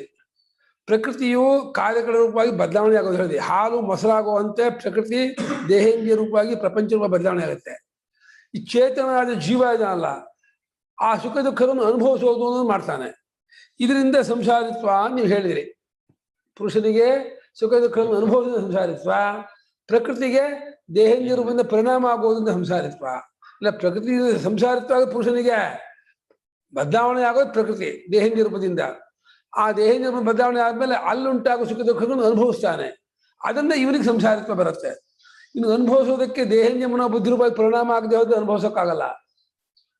ಆದ್ರೆ ದೇಹೇಂದ್ರಿಯ ರೂಪವಾಗಿ ಪರಿಣಾಮ ಆಗ್ಬಿಟ್ರೆ ಆಗಲಿಲ್ಲ. ಆ ಸುಖ ದುಃಖವನ್ನ ಆದ್ರೆ ಅವನು ಅನುಭವಿಸ್ತಾನೆ. ದೇಹೇಂದ್ರಿಯ ಪರಿಣಾಮ ಆದ್ರೆ ಅದನ್ನು ನಾನು ಅಂದ್ಕೊಳ್ತಾನೆ. ನಾನು ಅಂದ್ಕೊಂಡ್ಮೇಲೆ ಸುಖ ದುಃಖಾದಿಗಳನ್ನ ಅನುಭವಿಸುವಾಗ ಅವನ ಸಂಸಾರಿತ್ವ ಸ್ಪಷ್ಟವಾಗತ್ತೆ. ಈಗ ಆ ಸಂಸಾರಿತ್ವಕ್ಕೆ ಏನು ನಿಮಿತ್ತ, ಯಾಕೆ ಆ ಸಂಸಾರಿತ್ವ ಬಂತು ಅವನಿಗೆ, ಆ ಜೀವನಿಗೆ ಅನ್ನೋದನ್ನ ಪ್ರಶ್ನೆ ಹಾಕೊಂಡು ಅದಕ್ಕೆ ಉಚ್ಯತೆ ಹೇಳ್ತೀವಿ ಕೇಳಿ. ಪುರುಷ ಪ್ರಕೃತಿಸ್ಥೋ ಹಿ ಪುರುಷ ಪ್ರಕೃತಿಸ್ಥೋ ಹಿ ಭುಂಕ್ತೆ ಪ್ರಕೃತಿಜಾನ್ ಗುಣಾನ್ ಭುಂಕ್ತೆ ಪ್ರಕೃತಿಜಾನ್ ಗುಣಾನ್ ಕಾರಣಂ ಗುಣಸಂಗೋಸ್ಯ ಸದಸದ್ಯೋ ನಿಜನ್ಮಸು ಪುರುಷ ಪ್ರಕೃತಿಸ್ಥೋ ಹಿ ಭುಂಕ್ತೆ ಪ್ರಕೃತಿಜಾನ್ ಗುಣಾನ್ ಕಾರಣಂ ಗುಣಸಂಗೋಸ್ಯ ಸದಸದ್ಯೋ ನಿಜನ್ಮಸು. ಪುರುಷಃ ಪ್ರಕೃತಿಸ್ಥಃ ಹಿ ಭುಂಕ್ತೆ ಪ್ರಕೃತಿಜಾನ್ ಗುಣಾನ್ ಕಾರಣಂ ಗುಣಸಂಗಃ ಅಸ್ಯ ಸತ್ ಅಸತ್ ಯೋನಿಜನ್ಮಸು. ಇಲ್ಲ, ಸದಸದ್ ಯೋನಿಜನ್ಮಸು ಒಂದೇ. ಸದಸತ್ ಯೋನಿಜನ್ಮಸು. ಪುರುಷ ಅಂತ, ಪುರುಷ ಅಂದ್ರೆ ಚೇತನನಾದ ಆತ್ಮ, ಕ್ಷೇತ್ರಜ್ಞ ಜೀವ, ಅವನ್ನೇ ಪುರುಷ ಅಂತ ಇರೋದಿಲ್ಲ. ಕ್ಷೇತ್ರಜ್ಞ ಜೀವ ಪುರುಷ ಆತ್ಮ ಅಂತ ಹೇಳ್ತೀವಲ್ಲ ಲೋಕದಲ್ಲಿ. ಆತ್ಮ ಅಂದ್ರೆ ಈ ಜೀವಾತ್ಮ. ಇವನು ಪ್ರಕೃತಿಸ್ಥ, ಪ್ರಕೃತಿಯಲ್ಲಿ ಇದ್ಕೊಂಡು ಅಂತ. ಪ್ರಕೃತಿಯಲ್ಲಿ ಇದ್ಕೊಂಡು ಅಂದ್ರೆ ಪ್ರಕೃತಿ ಆತ್ಮತ್ವೇನ ಗತಃ ಅಂತ ಅರ್ಥ. ಪ್ರಕೃತ್ಯಾಂ ತಿಷ್ಠತಿ ಇತಿ ಪ್ರಕೃತಿಸ್ಥ. ಪ್ರಕೃತಿಯಲ್ಲಿರುತ್ತಾನ ಅದನ್ನ ಪ್ರಕೃತಿಸ್ಥ ಅಂದ್ರೆ ಬರೀ ಇವ ಮನೆಯಲ್ಲಿರುವ ಹಾಗೆ ಪ್ರಕೃತಿಯಲ್ಲಿಲ್ಲ ಅವನು. ತಾನು ಪ್ರಕೃತಿ ವಿವೇಕವೇ ಇಲ್ಲ. ಪ್ರಕೃತಿಯೇ ತಾನು ಅಂತೇಳಿ ಉಪ್ಪಿನಕಾಯಿ ಉಪ್ಪು ಖಾರ ಉಟ್ಕೊಂಡು ಹಂಗೇನಿಗೆ ಪ್ರಕೃತಿಯಲ್ಲಿ ಆತ್ಮಾಭಿಮಾನ ಮಾಡ್ಕೊಂಡ್ಬಿಟ್ಟಿದ್ದಾನೆ. ಅದೇ ಪ್ರಕೃತಿ ಸ್ಥಾ. ಪ್ರಕೃತಿ ಆತ್ಮತ್ವೇನ ಗತಃ ಪ್ರಕೃತಿ ಸ್ಥಾ. ಪ್ರಕೃತಿಯನ್ನೇ ತಾನು ಎಂಬುದಾಗಿ ಮಾಡ್ಕೊಂಡವನಾಗಿ ಪ್ರಕೃತಿ ಜಾನ್ ಗುಣ, ಅದೇ ಪ್ರಕೃತಿಯಿಂದ ಹುಟ್ಟುವಂತಹ ಗುಣಗಳು ಯಾವುದು? ಸತ್ವ, ರಜಸ್ಸು, ತಮಸ್ಸು. ಅದರಿಂದ ಸುಖ, ದುಃಖ, ಮೋಹ. ಅದನ್ನು ಭುಂಕ್ತೆ, ಅದನ್ನು ಅನುಭವಿಸ್ತಾನೆ. ಅದು ಅನುಭವಿಸೋದು ಈ ಗುಣಸಂಗಕ್ಕೆ ಕಾರಣವೂ ಅದೇ. ಗುಣಗಳ ಸಂಘ ಬರಬೇಕು ಆ ಅನುಭವಿಸೋದ್ರಿಂದ. ಸುಖ ತುಂಬಾ ಚೆನ್ನಾಗಿದೆ, ನಂಗೆ ಇದು ಬೇಕು ಅಂತ. ಅಯ್ಯೋ ದುಃಖ ಆಗ್ತದೆ, ಹಾಗೆ ಹೀಗಿದ್ದ. ದುಃಖವನ್ನು ಅನುಭವಿಸುವಾಗ ರಜೋಗುಣ ಸಂಘ, ಸುಖವನ್ನು ಅನುಭವಿಸುವಾಗ ಸತ್ವಗುಣ ಸಂಘ, ಮೋಹವನ್ನು ಅನುಭವಿಸುವಾಗ ತಮೋಗುಣ ಸಂಘ. ಇದು ಸುಮ್ಮನೆ ಉಪಲಕ್ಷಣ ಹೇಳಿದ್ರು. ನೂರಾರು ಸಾವಿರಾರು ಇದೆ ವಿಕಾರಗಳು. ಗುಣಸಂಘ ಇದೆಯಲ್ಲ, ಗುಣೇಶು ಸಂಘ ಅಂದ್ರೆ ಗುಣಗಳಲ್ಲಿ ಆತ್ಮತ್ವಾಭಿಮಾನ, ಅದೇ ತಾನು ಅಂದ್ಕೊಳ್ಳೋದಿದೆಯಲ್ಲ, ಅದು ಒಳ್ಳೆಯ ಜನ್ಮಕ್ಕೂ ಕೆಟ್ಟ ಜನ್ಮಕ್ಕೂ ಅದೇ ಕಾರಣ. ಸತ್ವಗುಣದಲ್ಲಿ ಸಂಘ ಜಾಸ್ತಿ ಮಾಡಿಕೊಂಡು ಬರೀ ವೇದಾಧ್ಯಯನ, ಶಾಸ್ತ್ರಾಧ್ಯಯನ, ಸ್ತೋತ್ರ, ಪಾರಾಯಣ, ಜಪ, ತತ್ವಚಿಂತನೆ, ಉಪಾಸನೆ ಮಾಡ್ತಾ ಇದ್ರೆ ಸದ್ಯೋನಿ ದೇವತಾ ಜನ್ಮ ಬರುತ್ತೆ. ಇಲ್ಲ ತಮೋ ಗುಣದಲ್ಲಿ ಸಂಘ ಇಟ್ಕೊಂಡು ಮಾಡಬಾರ್ದನ್ನ ಮಾಡಿ, ಆಡಬಾರ್ದನ್ನ ಆಡಿ, ಕೇಳಬಾರ್ದನ್ನ ಕೇಳಿ, ತಿನ್ನಬಾರ್ದನ್ನ ತಿಂದು ಎಲ್ಲ ಶಾಸ್ತ್ರ ಸಿದ್ಧ ಮಾಡ್ದಲ್ಲ ಮಾಡಿದ್ರೆ ಅಸದ್ಯೋನಿ. ಅಸದ್ಯೋನಿಯಿಂದ ಕ್ರಿಮಿಕೀಟಾದಿ ಪ್ರಾಣಿ ಜನ್ಮ ಬರುತ್ತೆ. ಮಿಶ್ರವಾದ್ರೆ ಸದಸದ್ಯೋನಿಯಿಂದ ಮನುಷ್ಯ ಜನ್ಮ. ಮನುಷ್ಯನಲ್ಲಿ ಒಳ್ಳೆಯದು ಇದೆ, ಕೆಟ್ಟದ್ದು ಇದೆ. ಮನುಷ್ಯನಲ್ಲಿ 40 to 60 ಎಲ್ಲ ಇರುತ್ತೆ, 35 to 65. ಅಲ್ಲಿ 70 ಮೇಲೆ ದೇವತಾ ಜನ್ಮ. ಇದು 35 ಕೆಳಗೆ ಬಂದ್ಬಿಟ್ರೆ ಪಶು, ಪಕ್ಷಿ, ಪ್ರಾಣಿ, ಕ್ರಿಮಿ, ಕೀಟ ಹೋಗುತ್ತೆ. ಅದು ರೇಷಿಯೋ. ಪುಣ್ಯ ಪಾಪಗಳು ಎಲ್ಲಿಂದೋ ಎಲ್ಲಿವರೆಗೆ ಮನುಷ್ಯ ಜನ್ಮ ಕೊಡುತ್ತೆ. ಮನುಷ್ಯ ಜನ್ಮದಲ್ಲೂ ಎಲ್ಲರೂ ಒಂದೇ ತರಹ ಇಲ್ಲ. ಮನುಷ್ಯ ಜನ್ಮದಲ್ಲಿ ಚಕ್ರವರ್ತಿಯಾಗಿ ಹುಟ್ಟುವಂತಹ ಮನುಷ್ಯರು ಬೇರೆ, ಮಹಾಜ್ಞಾನ ಲೋಕೋತ್ತರ ವ್ಯಕ್ತಿಯಾಗಿ ಹುಟ್ಟುವಂತ ಬೇರೆ. ನಮ್ಮಲ್ಲಿ ಕೈಕಾಲಿದ್ದೇನೆ ಕುರುಡರಾಗಿ, ಕುಂಟರಾಗಿ, ಕೆಪ್ಪರಾಗಿ, ರೋಗಿಗಳಾಗಿ ಹುಟ್ಟುವಂತ ಮನುಷ್ಯರು ಇದ್ದಾರೆ. ಬಡವರಾಗಿ, ಮೂರ್ಖರಾಗಿ, ಹುಚ್ಚರಾಗಿ ಎಲ್ಲ ಇರ್ತಾರೆ. ಅದು ಮನುಷ್ಯ ಜನ್ಮವೇ. ಅದು ಪಾಪ ಜಾಸ್ತಿ ಇರುವಂತ ಮನುಷ್ಯ ಜನ್ಮ. ಇನ್ನು ದೊಡ್ಡ ದೊಡ್ಡ ಮಹಾತ್ಮನಾಗಿ ಹುಟ್ಟೋದು ಪುಣ್ಯ ಜಾಸ್ತಿ ಇರೋ ಮನುಷ್ಯ ಜನ್ಮ. ಅಲ್ಲಿಂದ ಅಲ್ಲೂ A to Z ಇದೆ. ಅದಾದ್ಮೇಲೆ ಇನ್ನೂ ಜಾಸ್ತಿ ಪುಣ್ಯ ಆಗ್ಬಿಟ್ರೆ ಮನುಷ್ಯ ಜನ್ಮ ಪುಣ್ಯ ಹಿಡಿಸ್ಲಿಲ್ಲ ಅಂತ ಆದ್ರೆ ಗಂಧರ್ವ, ಕಿನ್ನರ, ಕಿಂಪುರುಷ, ಯಕ್ಷ, ರಾಜ್ಯ, ದೇವತೆ, ಪಿತೃಗಳು, ದೇವತೆ ಮೇನ್ಮೇಲೆ ಹೋಗ್ತಾನೆ. ಪುಣ್ಯ ಜಾಸ್ತಿ ಜಾಸ್ತಿ ಜಾಸ್ತಿ ಆದಂಗೆ ಆ ಉಪಾಧಿಲಿ ಹಿಡಿಸೋದೇ ಇಲ್ಲ. ಅದಕ್ಕೆ ತಕ್ಕಂತ ಉಪಾಧಿ ಬರ್ಬೇಕಾಗತ್ತೆ. ಆ ಪುಣ್ಯ ಮೂಟೆಗಟ್ಟಲೆ ಪುಣ್ಯ ಆಗ್ಬಿಟ್ರೆ ಅದನ್ನು ಮನುಷ್ಯ ಸೇರಿತು, ಅದಕ್ಕೆ ದೇವತಾ ಜನ್ಮೇ ಬರ್ಬೇಕಾಗತ್ತೆ. ಏನು ಅಲ್ಲಿ ಹಿಡಿಸುತ್ತೆ. ಬಾಕಿ ಹಾಗೆ ಮೂಟೆಗಟ್ಟಲೆ ಪಾಪ ಆಗ್ಬಿಟ್ರೆ ತುಂಬಾ ಪಶು ಜನ್ಮ, ಪಕ್ಷಿ ಜನ್ಮ, ಪ್ರಾಣಿ, ಕ್ರಿಮಿಕಿ ಜನ್ಮ ಹೋಗ್ತಾರೆ. ಇವ ಸದ್ಯೋನಿ, ಅಸದ್ಯೋನಿ. ಸತ್ ಅಂದ್ರೆ ಒಳ್ಳೆಯದಾದ ದೇವತಾ ಯೋನಿ, ಯೋನಿ ಇದೆ ಜನ್ಮ. ಅಸಜ್ಜನ್ಮ. ಇವುಗಳಿಗೆ ಗುಣಸಂಗವೇ ಇವನಿಗೆ ಕಾರಣ. ಗುಣಗಳ ಅಭಿಮಾನ ಪಟ್ಕೊಳ್ಳೋದೇ ಕಾರಣ ಅಂದು ಭಾಷ್ಯ ನೋಡಿ. ಪುರುಷಃ ಭೋಕ್ತಾ, ಪುರುಷಃ ಭೋಕ್ತಾ, ಪ್ರಕೃತಿಸ್ಥಃ, ಪ್ರಕೃತಿಸ್ಥಃ, ಪ್ರಕೃತೌ ಅವಿದ್ಯಾಲಕ್ಷಣಾಯಾಂ, ಪ್ರಕೃತೌ ಅವಿದ್ಯಾಲಕ್ಷಣಾಯಾಂ, ಕಾರ್ಯಕರಣರೂಪೇಣ ಪರಿಣತಾಯಾಂ, ಕಾರ್ಯಕರಣರೂಪೇಣ ಪರಿಣತಾಯಾಂ ಸ್ಥಿತಃ, ಸ್ಥಿತಃ, ಪ್ರಕೃತಿಸ್ಥಃ, ಪ್ರಕೃತಿಸ್ಥಃ, ಪ್ರಕೃತಿಂ ಆತ್ಮತ್ವೇನ ಗತಃ ಇತ್ಯೇತತ್. ಪ್ರಕೃತಿಂ ಆತ್ಮತ್ವೇನ ಗತಃ ಇತ್ಯೇತತ್. ಪುರುಷಃ ಅನ್ನುವಾಗ ನೋಡಿ, ಆಯಾ ಸಂದರ್ಭ ತಕ್ಕಾಗ ಸಮಕೋ. ಸಹಸ್ರ ಶೀರ್ಷ ಪುರುಷ ಅನ್ನುವಾಗ ಅದು ಪುರುಷ ಅಂದ್ರೆ ಪರಮಾತ್ಮ. ಇಲ್ಲಿ ಪುರುಷ ಅಂದ್ರೆ ಜೀವಾಗಸ. ಪ್ರಕೃತಿಸ್ಥ ಅಂದ್ರೆ ಪ್ರಕೃತಿಯಲ್ಲಿ ಅಂದ್ರೆ ಅದು ಅವಿದ್ಯಾ ಲಕ್ಷಣ ಅಂದ್ರು. ಅವಿದ್ಯಾ ಲಕ್ಷಣ, ಅವಿದ್ಯಾ ಕಲ್ಪಿತ, ಅವಿದ್ಯಾತ್ಮಿಕ, ಅವಿದ್ಯಾಧ್ಯಸ್ಥ ಒಂದೇ ಅರ್ಥ. ಅದಷ್ಟೇ ಅವಿದ್ಯಾ ಲಕ್ಷಣ, ಅವಿದ್ಯೆಯೇ ಅದರ ಸ್ವರೂಪ. ಈ ಹಾವಿನ ಸ್ವರೂಪ, ಹಗ್ಗದಲ್ಲಿ ತೋರ್ತಾ ಇರೋ ಹಾವಿನ ಸ್ವರೂಪ ಏನು ಅಂದ್ರೆ ಅವಿದ್ಯೆಯ ಅಜ್ಞಾನವೇ. ಅಜ್ಞಾನಕ್ಕಿಂತ ಬೇರೆಯಾಗಿ ಹಾವು ಹೇಗಿಲ್ವೋ, ಈ ಪ್ರಕೃತಿ ಇರೋದು ಅವಿದ್ಯಾ ಕಲ್ಪಿತ, ಅವಿದ್ಯಾತ್ಮಕ, ಅವಿದ್ಯಾಧ್ಯಸ್ಥ. ಅವಿದ್ಯೆಯೇ ಇದರ ಸ್ವರೂಪ. ಅವಿದ್ಯೆ ಇಲ್ಲ ಅಂದ್ರೆ ಅದಕ್ಕೆ ಎಂಟಿಟಿಯೇ ಇಲ್ಲ, ಅಸ್ತಿತ್ವವೇ ಇಲ್ಲ, ತೋರೋದೇ ಇಲ್ಲ. ನೋಡಿ, ನಮ್ಮೊಳಗಿರೋ ಈ ಅವಿದ್ಯೆ ಹೊರಗಿರೋ ಪ್ರಕೃತಿಯಾಗಿ ತೋರ್ತಾ ಇದೆ. ಅಬ್ಬಾ, ಇದೇನು ಆಶ್ಚರ್ಯ ಅನ್ರಿ. ನಮ್ಮೊಳಗಿರುವ ಹಾವಿನ ತಪ್ಪಿನ ಹಗ್ಗದಲ್ಲಿ ಹಾವಾಗಿ ತೋರುತ್ತೆ. ನಮ್ಮ ಬುದ್ಧಿಲೇ ಇರೋದು ಹಾವು, ಅಲ್ಲಿಲ್ಲ, ಅಲ್ಲಿ ಹಗ್ಗ ಇರೋದು, ಅಲ್ಲಿ ಹಾವಾಗಿ ತೋರುತ್ತೆ. ಹಾಗೆ ನಮ್ಮ ಬುದ್ಧಿಯಲ್ಲಿರ್ತಕ್ಕಂಥ ತಪ್ಪುಳಿಕೆ, ಆ ನೋಡ್ತಾ ಇರುವಂತಹ ದೃಶ್ಯ ಏನಿದೆ, ಆ ದೃಶ್ಯಕ್ಕೆ ಆಸ್ಪದವಾದ ಸತ್ಸ್ವರೂಪ, ಚಿತ್ಸ್ವರೂಪವೇ ಪ್ರಪಂಚ ರೂಪ ತೋರುತ್ತೆ. ಏನು ಪ್ರಪಂಚ ನೋಡ್ತಾ ಇದ್ದೀವಿ, ಈ ಜಗತ್ತು ನೋಡ್ತಾ ಇದ್ದೀವಿ, ಇದಕ್ಕೆ ಆಸ್ಪದ ಆಧಾರವಾದ ಬರೀ ಸತ್ತು, ಬರೀ ಚಿತ್ತು. ಅದೇ ನಮ್ಮ ದೇಹೇಂದ್ರಿಯ ಬುದ್ಧಿ ರೂಪದಿಂದ ತಪ್ಪಲಿಕೆಯಿಂದ ನೋಡಿದಾಗ ಜಗತ್ತಾಗಿ ತೋರುತ್ತೆ. ಅದನ್ನು ತಪ್ಪುಗಳಿಕೆಯಿಂದ ಅದನ್ನು ತೋರೋದ್ರಿಂದ ಅವಿದ್ಯಾ ಲಕ್ಷಣ ಅಂದ್ರು. ಅವಿದ್ಯಾ ಲಕ್ಷಣ ಅಂದ್ರು, ಅವಿದ್ಯಾ ಕಲ್ಪಿತ ಅಂದ್ರು, ಅವಿದ್ಯಾ ಜಸ್ಟ್ ಒಂದೇ ಅರ್ಥ ಗ್ಯಾಪ್ ಮಾಡ್ಕೋಬೇಕು ನೀವು ಅಷ್ಟೇ. ಅದು ಇದು ಅಧ್ಯಾತ್ಮವಾಗಿ ದೇಹೇಂದ್ರಿಯ ರೂಪದಿಂದ ಪರಿಣಾಮಗೊಳ್ಳುತ್ತೆ, ಬಾಹ್ಯವಾಗಿ ಪಂಚಭೂತ ರೂಪದಿಂದ ಸ್ಥಾವರ ಜಂಗಮಾತ್ಮ ಪರಿಣಾಮಗೊಳ್ಳುತ್ತೆ, ಆದಿದೈವಿಕ ರೂಪವಾಗಿ ಪರಿಣಾಮಗೊಳ್ಳುತ್ತೆ. ಒಟ್ಟು ಅಚೇತನವಾಗಿರೋ ಎಲ್ಲಾ ರೂಪದಿಂದಲೂ ಪ್ರಕೃತಿಯ ಪರಿಣಾಮಗೊಳ್ಳೋದು. ಚೇತನಾಂಶ ಮಾತ್ರ ಪುರುಷ ಜೀವ. ಹೀಗಾಗಿ ಈ ಕಾರ್ಯಕರಣ ಎಲ್ಲವೂ ಪ್ರಪಂಚದ ಎಲ್ಲವೂ ಕಾರ್ಯಕರಣವೇ. ಬೆಟ್ಟವೂ ಒಂದು ಕಾರ್ಯಕರಣ. ಅಲ್ಲ ಜೀವನಿಗೆ ಆ ಬೆಟ್ಟ ಶರೀರ ಆಗತ್ತೆ. ಆ ಬೇವಿನ ಮರಕ್ಕೆ ಆ ಬೇವಿನ ಮರ ಅಲ್ಲಿರೋ ಜೀವನಿಗೆ ಶರೀರ ಆಗತ್ತೆ. ಆ ಬೇವಿನ ಮರದೊಳಗೆ ಜೀವ ಇದೆ. ಆ ಬೇವಿನ ಮರ ಜೀವನಿಗೆ ಬೇವಿನ ಮರವೇ ಶರೀರ, ಅದೇ ಕಾರ್ಯ. ಹಾಗೆ ಕರಣ, ಅದನ್ನ ಇಂದ್ರಿಯ ವಿಷಯಗಳನ್ನು ಅರಿಯೋದಕ್ಕೆ ಸಾಧಾರಣ ಕರಣವೇ ಇಂದ್ರಿಯ. ಈ ಕಾರ್ಯಕರಣ ರೂಪವಾಗಿ ದೇಹೇಂದ್ರಿಯ ರೂಪವಾಗಿ ಪರಿಣಾಮಗೊಂಡಂತಹ ಪ್ರಕೃತಿ ಏನುಂಟೋ ಆ ಪ್ರಕೃತಿಯಲ್ಲಿ ಇದಾನೆ ಅಂದ್ರೆ ಏನೋ, ನಾನು ಬಸ್ಸಲ್ಲಿ ಕೂತಾಗೆ ಕಾರಲ್ಲಿ ಕೂತಾಗೆ ಕೂತಿಲ್ಲ, ಮತ್ತೆ ಕೂತಿದ್ದಾನೆ. ಆತ್ಮತ್ವೇನ ಗತಃ ಅಂದ್ರು ಭಾಷೆಕಾರರು. ನಾನೇ ಅದು, ಅದೇ ನಾನು ಅಂದ. ದೇಹೇಂದ್ರಿಯ ಮನೋ ಬುದ್ಧಿಯೇ ನಾನು, ನಾನೇ ದೇಹೇಂದ್ರಿಯ ಮನೋ ಬುದ್ಧಿ ಅನ್ಕೊಂಡೆ ಹೊರಟು ಅದು ಇಷ್ಟು ದೇಹೇಂದ್ರಿಯ ಮನೋ ಬುದ್ಧಿ ಇಲ್ಲಿ ಮುಂದಕ್ಕೆ ನಾನು ಅಂತ ಹಾಗೆ ಬೈಫರ್ಕೇಶನ್ ಮಾಡ್ತಾ ಇಲ್ಲ. ಪೂರ್ತಿ ಊರ್ಕೊಂಡ್ಬಿಟ್ಟ. ದೇಹೇಂದ್ರಿಯ ಮನೋ ಬುದ್ಧಿಯೇ ನಾನು ಉಂಡ ದೇಹೇಂದ್ರಿಯ ಮನೋ ಬುದ್ಧಿ ರೂಪದವನೇ, ಅಷ್ಟು ತಾದಾಗ್ತದೆ. ಹಾಗಿದ್ಕೊಂಡವನಾಗಿ ಅವನು ಹಿ ಯಸ್ಮಾತ್ ತಸ್ಮಾತ್ ಭುಂಕ್ತೆ ಉಪಲಭತೆ ಇತ್ಯರ್ಥಃ.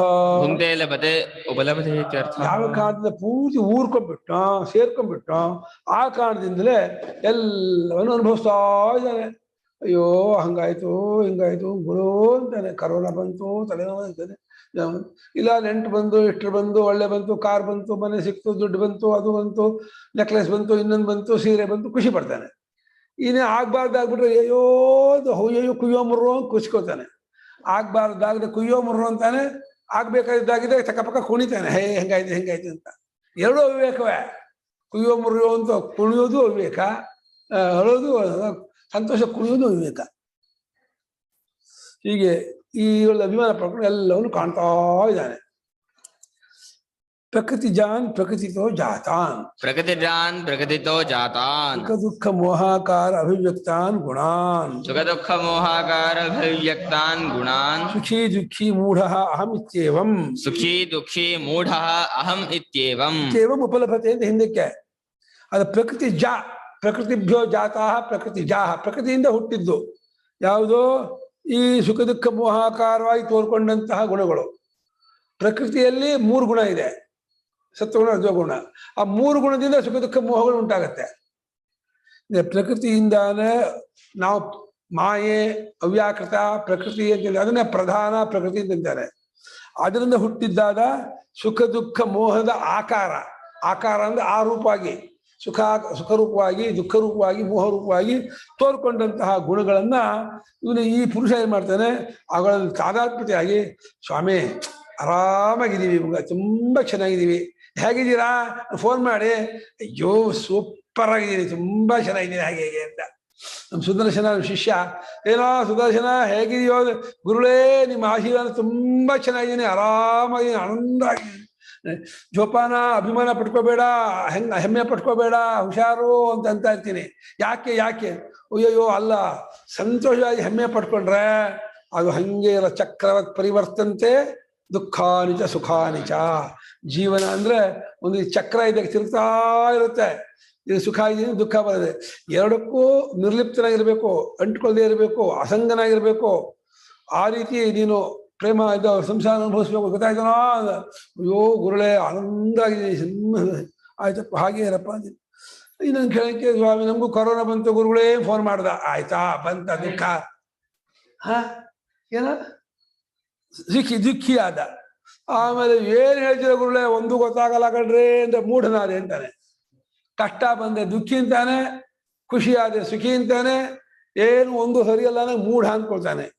ಈ ರೀತಿಯಾಗಿರ್ತಕ್ಕಂತಹ ಆ ಗುಣಗಳನ್ನ ಉಪಲಭತೆ ಭುಂಕ್ತೆ ಅನುಭವಿಸ್ತಾ ಇದ್ದಾನೆ. ಇಷ್ಟೇ ಕೆಲಸ. ನೀವು ಕಾರಲ್ಲಿ ಕೂತ್ಕೊಂಡು ಹೇಗೆ ತೋಟ ಗದ್ದೆ ಜಮೀನು ಬೆಟ್ಟ ಗುಡ್ಡ ನೋಡ್ಕೊಂಡು ಹೋಗ್ತಾ ಇರ್ತೀರೋ, ಈ ದೇಹದಲ್ಲಿ ಕೂತ್ಕೊಂಡು ಎಲ್ಲವೂ ನೋಡ್ತಾ ಹೋಗ್ತಾ ಇದ್ದೀರಾ. ಸುಖ ದುಃಖ ಮೋಹನ್ ನೋಡ್ಕೊಂಡು ಈ ಪ್ರಪಂಚವನ್ನೆಲ್ಲ ನೋಡ್ಕೊಂಡು ಇದಾಗೋ ಎಲ್ಲ ವಿಕಾರಕ್ಕೂ ಗುರಿಪಟ್ಕೊಂಡು ಇದೆಲ್ಲ ನನಗೆ ಅಂದ್ಕೊಂಡು ಇದೆಲ್ಲ ನಾನೇ ಅಂದ್ಕೊಂಡು ಇದರಲ್ಲಿ ಅಭಿಮಾನ ಪಟ್ಕೊಂಡು ಸಂಸಾರಕ್ಕೆ ಸಿಕ್ಕಾಕೊಂಡ್ಬಿಟ್ಟಿದ್ದೀರಾ. ಇಲ್ಲಿ ವಿವೇಕ ತಂದ್ಕೋಬೇಕು ಅಂತ ಹೇಳ್ತಾ ಇದ್ದಾರೆ. ಇದು ದೇಹೇಂದ್ರಿಯ ಮನೋಬುದ್ಧಿಗಳು, ಇಲ್ಲಿ ತೋರುವ ಸುಖ ದುಃಖ ಮೋಹಗಳು, ಇದ್ಯಾವುದು ನಿನ್ಗೆ ಸಂಬಂಧಪಟ್ಟಿಲ್ಲ, ನಿನಗೆ ಅದಲ್ಲ. ನೀನು ಅದನ್ನೆಲ್ಲ ಅರಿಯುವವನು, ಅದಕ್ಕಿಂತ ಅರಿಯುವವನು ಅಂದ್ರೆ ಬೆಳಗುವವನು, ಸಾಕ್ಷಿಯಾದವನು, ಬೇರೆಯಾದವನು ಅಂತ. ಯಾವನು ಅರಿತಾನೋ ಅವನು ಬೇರೆ ಆಗಿರ್ತಾನೆ, ಯಾವ ಸಾಕ್ಷಿಯೋ ಅವನು ಸಾಕ್ಷ್ಯಕ್ಕಿಂತ ಭಿನ್ನ ಆಗಿರ್ತಾನೆ. ವಿವೇಕ ಮಾಡ್ಕೋಬೇಕು. ಅರಿತಾ ಇದ್ದೀನಿ ಅಂತಾನೆ, ಮತ್ತೆ ನನಗೆ ಅಂತೂ ಅಂತಾನೆ. ಅರಿತರೆ ನಿನಗಲ್ಲ ಕಣಪ್ಪ, ನಿನಗಾದ್ರೆ ಅರಿಯೋಕ್ಕಾಗಲ್ಲ ಕಣಪ್ಪ. ಇವ ನಿನ್ನಲ್ಲಿರುವ ಅರಿವನ್ನು ಹೇಗೆ ಅರಿಯೋಕ್ಕಾಗಲ್ವೋ, ನಿನ್ನಲ್ಲೇ ಆಗ್ಬಿಟ್ರೆ ಸುಖ ದುಃಖ ಮೋಹ, ನಿಂಗೆ ಅದು ಗೊತ್ತಾಗಬಾರ್ದಾಗಿತ್ತು. ಇನ್ನು ಸುಖ ದುಃಖ ಮೋಹ ಗೊತ್ತಾಗ್ತಿದೆ ಅಂದ್ರೆ ನಿನಗೆ ಅದಿಲ್ಲ ಅಂತ ನಿನ್ನ ಅನುಭವವೇ ಪಾಠ ಹೇಳ್ತಾ ಇದೆ. ಅದನ್ನು ನೀನು ಅಬ್ಸರ್ವ್ ಮಾಡ್ಕೋಬೇಕು, ವಿವೇಕ ತಿಳ್ಕೋಬೇಕು. ಒಂದು ಕ್ಷಣದಲ್ಲಿ ಸುಖ ದುಃಖ ಮೋಹ ಆಗ್ತಾ ಇದೆ ಅಂತೀಯ, ಇನ್ನೊಂದು ಕ್ಷಣದಲ್ಲಿ ನನಗೆ ಅದಲ್ಲ ಅಂತೀಯ. ಅಯ್ಯೋ ಸ್ವಾಮಿ ಹಂಗಾಗ್ಬಿಡ್ತು ಹಿಂಗಾಗ್ಬಿಡ್ತು ತಗಲ ಏನ್ ಮಾಡಪ್ಪ. ಸತ್ಯಾಮಪಿ ಅವಿದ್ಯಾಯಾಂ ಸುಖ ದುಃಖ ಮೋಹೇಶು ಗುಣೇಶು ಸುಖ ದುಃಖ ಮೋಹೇಶು ಗುಣೇಶು ಭುಜ್ಯಮಾನೇಶು ಸಂಘಃ ಯಃ ಸಂಘಃ ಆತ್ಮಭಾವಃ ಆತ್ಮಭಾವಃ ಸಪ್ರಧಾನಂ ಕಾರಣಂ ಜನ್ಮನಃ ಸಪ್ರಧಾನಂ ಕಾರಣಂ ಜನ್ಮನಃ. ಅವಿದ್ಯಾಯಾಂ ಸತ್ಯಾಂ ಅವಿದ್ಯೆ ಇರಲಾಗಿ ಅದು ಸುಖ ದುಃಖ ಮೋಹದ ಗುಣಗಳಲ್ಲಿ ಅನುಭವಿಸ್ತಾ ಇರ್ತಾನೆ. ಅವಿದ್ಯೆ ಅಂತ ಒಂದಿದ್ಮೇಲೆ ಸುಖ ದುಃಖ ಮೋಹಾಕಾರವಾಗಿ ಗುಣಗಳು ತೋರ್ಕೊಳ್ತಲ್ಲ, ಸತ್ವದ ಸ್ತಮ ಗುಣಗಳು ಸುಖ ದುಃಖ ಮೋಹಾಕಾರವಾಗಿ ಅವುಗಳು ತೋರ್ಕೊಂಡಾಗ ಆ ಗುಣಗಳನ್ನು ಅನುಭವಿಸುತ್ತಾ ಇರುವಾಗ, ಅವಿದ್ಯೆ ಇದ್ಮೇಲೆ ಆ ಗುಣಗಳನ್ನು ಅನುಭವಿಸೋನಾಗಿ ಆಗ್ತಾನೆ. ಈಗ ಅವಿದ್ಯಾವಂತರ ಆಗ್ಬಿಟ್ಮೇಲೆ ನಾವು ಸುಖ ದುಃಖ ಮೋಹ ಅನುಭವಿಸಲ್ಲ ಅನ್ನೋಕ್ಕಾಗಲ್ಲ. ಸುಡ್ತಾ ಇರೋ ಕಬ್ಬಣ ಹಿಡ್ಕೊಂಡ್ಮೇಲೆ ನಂಗೆ ಸುಡಬಾರ್ದು ಅಂತಂದ್ರೆ ಆಗಲ್ಲ. ಸುಡ್ತಾ ಇರೋ ಕಬ್ಬಣ ಸುಡ್ಲೇಬೇಕು. ಹಾಗೆ ಅವಿದ್ಯೆ ಅನ್ನೋದು ಇದ್ದುಬಿಟ್ರೆ ಸುಖ ದುಃಖ ಮೋಹಗಳೆಂಬ ಗುಣಗಳಲ್ಲಿ ಅನುಭವಿಸೋದು, ಅದನ್ನು ತಂದು ಅಭಿಮಾನ ಬಿಟ್ಕೊಳ್ಳೋದು ಅನ್ನೋ ಸಂಘ ಇದೆಯಲ್ಲ, ಆ ಅನುಭವಿಸೋದು ಅನ್ನೋ ರೂಪದಲ್ಲಿ ಸಂಘ ಅಂದ್ರೆ ಇಟ್ಕೊಂಡ್ಬಿಡ್ತಾನೆ. ಸಂಘ ಪರಿಶ್ವಂಗೆ ಅಂದ್ರೆ ಪೂರ್ತಿ ಒಟ್ಕೊಳ್ಳೋದು ಅಂತ ಸಮಯ ಹೇಳ್ತಲ್ಲ, ಒಟ್ಕೊಂಡ್ಬಿಡುತ್ತೆ, ಸೇರ್ಕೊಂಡ್ಬಿಡುತ್ತೆ ಆ ಸಂಘ ಇದೆಯಲ್ಲ. ಅಂದ್ರೆ ಆತ್ಮಭಾವ ಅಂದ್ರು. ಆ ಸಂಘನೇನೋ ಅದೇ ನಾನು ಅಂತ ಅಂದ್ಕೊಳ್ಳೋದು. ಬಂತ ಪದಗಳೇ ಅಂಟ್ಕೊಂಡ ಮೊದಲು ತಪ್ಪಲಿಕೆ ಮಾಡ್ಕೊಂಡಂತೆ ಮೊದಲನೇ ತಪ್ಪು. ಆಮೇಲೆ ತಪ್ಪಲಿಕೆ ಏನು ಅದು ಅನುಭವಿಸ್ತಾ ಇದ್ದೀನಿ ಅನ್ನೋದು ಎರಡನೇ ತಪ್ಪು. ಆಮೇಲೆ ಅದರ ಪ್ರೀತಿ ಅದರ ಅಂಟ್ಕೊಳ್ಳೋದು ಮೂರು. ಅಂಟ್ಕೊಳ್ಳೋಷ್ಟೇ ನಾನಾಗ್ಬಿಟ್ಟೆ ಅಂತಾರೆ ನಾಲ್ಕನೇದು. ಇದಾದ ಮೇಲೆ ಅದೇ ಮುಖ್ಯ ಕಾರಣ ಹುಟ್ಟಿಗೆ. ಪ್ರಧಾನಂ ಜನ್ಮನಃ ಕಾರಣಂ, ಪ್ರಧಾನ ಮುಖ್ಯವಿದೆ ಹುಟ್ಟೋದಕ್ಕೆ ಅದೇ ಮುಖ್ಯ ಕಾರಣ ಅಂತ ಇದ್ದಾರೆ. ಪ್ರಧಾನ ಮುಖ್ಯ ಅಂತಾನೆ ಅರ್ಥ ಮಾಡಿದ್ದಾರೆ.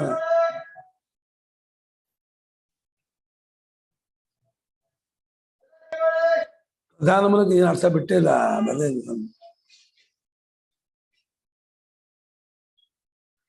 ಮುಖ್ಯ ಕಾರಣ ಅಂತ ಬರೆದಿದ್ದಾರಲ್ಲ ಗುರುಗಳು. ಹೌದು, ಮುಖ್ಯವಾದ ಕಾರಣ ಅಂದ್ರೆ ಆ ವಿಷಯದಲ್ಲಿರೋ ಸಂಘ ಮುಖ್ಯ ಕಾರಣ ಅಂತ ಇದ್ದಾರೆ. ಭಾಷ್ಯಕಾರರು ಅವಿದ್ಯೆಯೇ ಹುಟ್ಟ ಕಾರಣ ಅಂತಾರೆ. ಅವಿದ್ಯೆ ಇದ್ಬಿಟ್ಮೇಲೆ ಅದು ಸುಖ ದುಃಖ ಮೋಹಾಕಾರವಾದ ಪರಿಣಾಮ ಗುಣಗಳಲ್ಲಿ ಸಂಘ ಉಂಟು ಮಾಡುತ್ತೆ. ಸಂಘ ಅಂದ್ರೆ ಆತ್ಮಭಾವ ಉಂಟು ಮಾಡುತ್ತೆ. ಆತ್ಮಭಾವ ಉಂಟು ಮಾಡಿದ ಕೂಡ್ಲೇನೆ ಅದೆಲ್ಲ ಅನುಭವಿಸ್ತಾ, ಸಂಸಾರ ಅನುಭವಿಸ್ತಾ ಮತ್ತೆ ಹುಟ್ಟುತ್ತಾ ಇದ್ದಂಗೆ ಕಾಣ್ತಾನೆ. ಇವ್ನು ಹುಟ್ಟತಾ ಇರೋಲ್ಲ, ಅದು ನಾನು ಹುಟ್ಟಿದೆ ಸ್ವಾಮಿ, ಹುಡ್ತಾ ಇದ್ದೀನಿ ಈಗ ಇದೀನಿ ಅಂತ ಇದ್ದಾರೆ. ಒಟ್ಟು ಭಾಷ್ಯಕಾರ ಏನು ಹೇಳಿದಂಗೆ ಆಯ್ತು ಅಂದ್ರೆ ಗುಣಗಳಲ್ಲಿರುವ ಸಂಘ ಆತ್ಮಭಾವವೇ ಹುಟ್ಟೋದಕ್ಕೆ ಕಾರಣ ಅಂತ ತಿಳಿಸ್ಕೊಟ್ಟಂಗೆ ಆಯ್ತು. ಸಂಸಾರ ಹುಟ್ಟೋದು. ಸ ಯಥಾ ಕಾಮೋ ಭವತಿ ತತ್ಕ್ರತುರ್ಭವತಿ, ಸ ಯಥಾ ಕಾಮೋ ಭವತಿ ತತ್ಕ್ರತುರ್ಭವತಿ ಇತ್ಯಾದಿ ಶ್ರುತೇಃ. ಅವನು ಯಾವ ರೀತಿಯವನಾದ ಬಯಕೆ ಉಳ್ಳವನಾಗಿರ್ತಾನೋ, ಅವನ ಬಯಕೆ ದೇವತಾ ಬಯಕೆ ಇದ್ದು ದೇವತಾ ಚಿಂತನೆ ಇದ್ರೆ ಆ ನಿಶ್ಚಯದವನಾಗ್ತಾನೆ. ಹಾಗಿಲ್ಲದೆ ಲೌಕಿಕವಾದಂತಹ ಕ್ರತುವಿನ ನಿಶ್ಚಯ ಅಂತ ಅರ್ಥ. ಯಥಾ ಕ್ರತುನ ಯಥಾ ನಿಶ್ಚಯ ಅಂತ. ಯಾವ ರೀತಿಯಾದ ನಿಶ್ಚಯದವನಾಗಿರ್ತಾನೋ ಆ ರೀತಿಯಾದಂತಹ ಕರ್ಮ ಮಾಡ್ತಾನೆ. ಯಾವ ರೀತಿಯಾದ ಕರ್ಮ ಮಾಡ್ತಾನೋ ಆ ರೀತಿಯಾದ ಜನ್ಮ ಪಡ್ಕೊಳ್ತಾನೆ. ಕರ್ಮದಲ್ಲಿ ಎರಡು ತರಹ, ಉಪಾಸನಾ ರೂಪವಾದ ಮಾನಸ ರೂಪವಾದ ಕರ್ಮ, ಇನ್ನು ಬಾಹ್ಯವಾಗಿರೋ ದೇಹೇಂದ್ರಿಯ ರೂಪವಾದ ಕರ್ಮ. ಪೂಜಾ ಪುರಸ್ಕಾರಾದಿಗಳು, ಜಪತಪಾದಿಗಳು, ವ್ರತ ಹೋಮ ನಿಯಮಾದಿಗಳೆಲ್ಲ ದೇಹೇಂದ್ರಿಯ ನಡೆಯೋ ಕರ್ಮ. ಇನ್ನು ಭಕ್ತಿ ಉಪಾಸನಾ ಇತ್ಯಾದಿಗಳ ಮಾನಸ ಕರ್ಮ. ಇದು ಶಾಸ್ತ್ರೀಯವಾದ ಎರಡು ಬಿಟ್ಟರೆ ಲೌಕಿಕವಾಗಿರ್ತಕ್ಕಂತಹ ಲೌಕಿಕ ಚೇಷ್ಟೆ, ಲೌಕಿಕ ಭಾವನೆ, ಅದಕ್ಕೆ ತಕ್ಕಂತಹ ಜನ್ಮ. ಒಟ್ಟೆ ಪ್ರತಿಯೊಂದು ಕ್ರಿಯೆಗೂ ಭಾವನೆಗೂ ಒಂದು ಫಲ ಉಂಟು. ಅದು ಶಾಸ್ತ್ರೀಯವೋ ಲೌಕಿಕವೋ ಏನಾದರೂ ಆಗಲಿ ಅದಕ್ಕೆ ತಕ್ಕಂತಹ ಜನ್ಮ ಬರುತ್ತೆ ಅಂತ ಬೃಹದಾರಣ್ಯಕ ಶ್ರುತಿ ಅದನ್ನೇ ಹೇಳ್ತಾ ಇದೆ.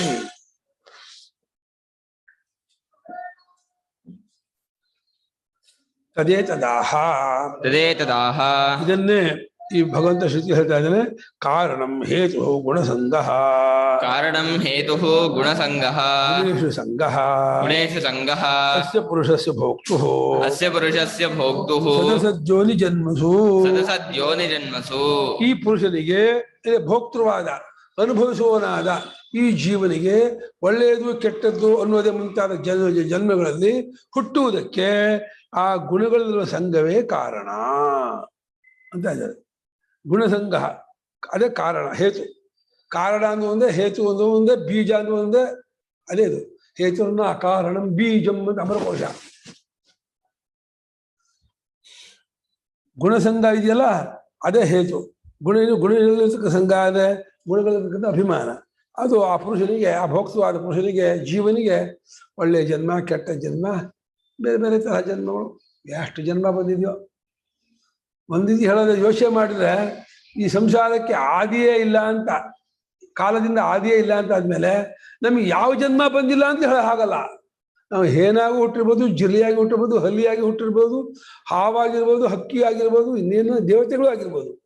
ಕೋಟಿ ಕೋಟಿ ಕೋಟಿ ಕೋಟಿ ಕೋಟಿ ಕೋಟಿ ಕೋಟಿ ಜನ್ಮ, ಎಷ್ಟು ಕೋಟಿ ಕೋಟಿ ಕೋಟಿ ಹಿಂಗೆ ಹೋದ್ರು ಜನ್ಮ ಉಂಟುಂಟಾದ್ಮೇಲೆ ಆ ಜನ್ಮಗಳು ಏನೇನಾಗಿದ್ವಿ ಯಾರಿಗೆ ಗೊತ್ತೋ. ಆಮೇಲೆ ಎಲ್ಲರ ಕನೆಕ್ಷನ್ನು ಇದ್ದಿರ್ಬೋದು.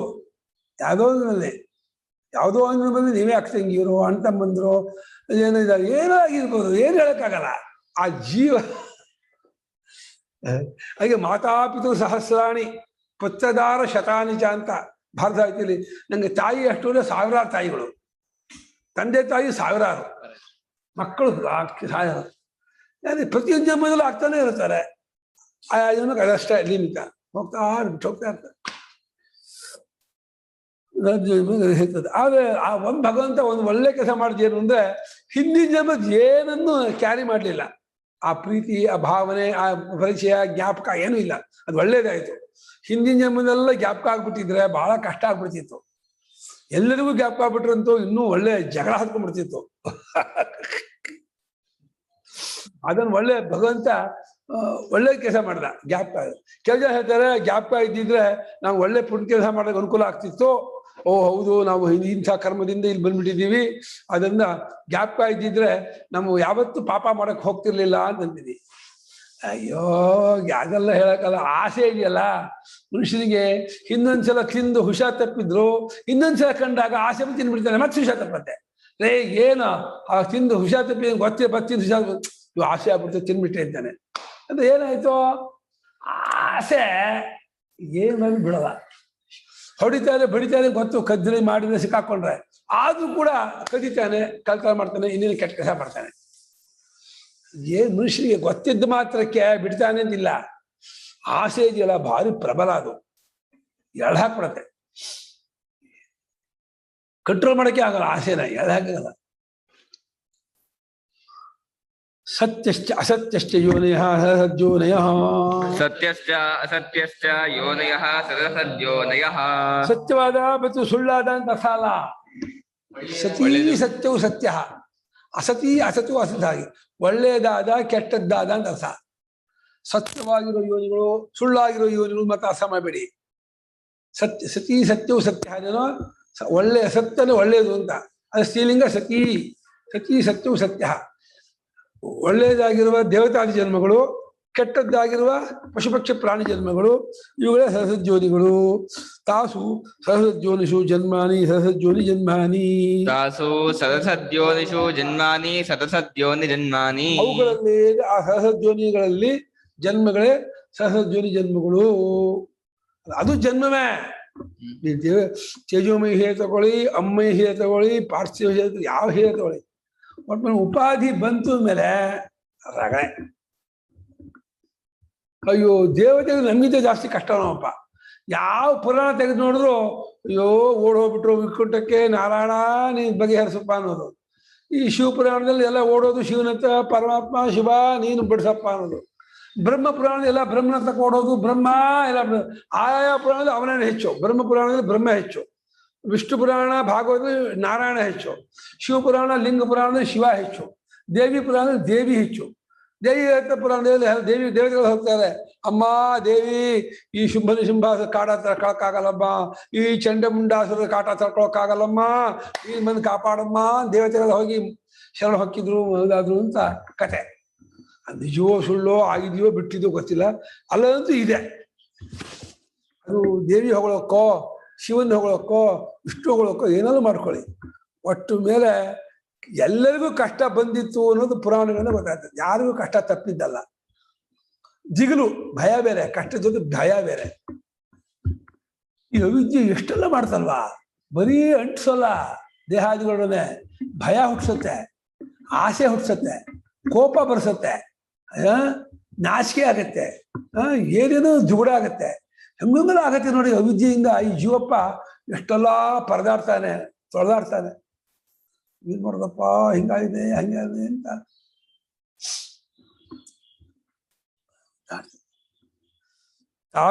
ತಾಸು ಸಹಸ್ಯೋನಿಷು ಜನ್ಮಾನಿ ಸಹಸ್ಯೋನಿ ಜನ್ಮಾನಿ.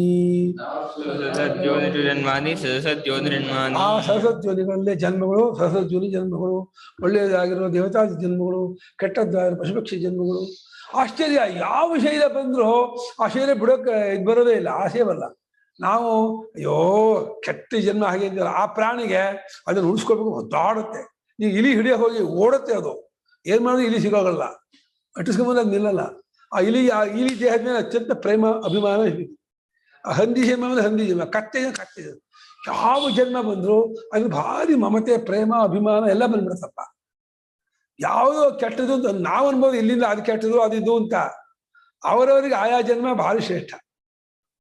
ದೇವತೆಗಳು ಬಂದ್ಬಿಟ್ಟು ಮನುಷ್ಯರ ಹತ್ರ ದೇವತಾ ಜನ್ಮ ಕರ್ಕೊಂಡು ಹೋಗ್ತೀನಿ ಬಾರ ಸಾಯಿಸೋ ಇದನ್ನ, ನಾನು ಸಾಯಲ್ಲಪ್ಪ, ಹಾಗೆ ಕರ್ಕೊಂಡೋಗಕ್ ಆಗಲ್ಲ ಕಣೋ, ದೇವಲೋಕಕ್ಕೆ ಮನುಷ್ಯ ಬರೋ ಹಾಗಿಲ್ಲ, ಇದನ್ನ ಒಂದು ಇದು ಕೊಡ್ತೀನಿ ಸಾಯಿಸ್ಬಿಡು, ಆಮೇಲೆ ನೀ ಬಂದು ಅಯ್ಯೋ ನಾನು ಸಾಯಲ್ಲ, ನಾನು ಸತ್ಮೆ ಬೇಕಾದ್ರೆ ದೇವಲೋಕಕ್ಕೆ ಬರ್ತೀನಿ, ಈಗ ಬರಲ್ಲ ಅಂತಾನೆ.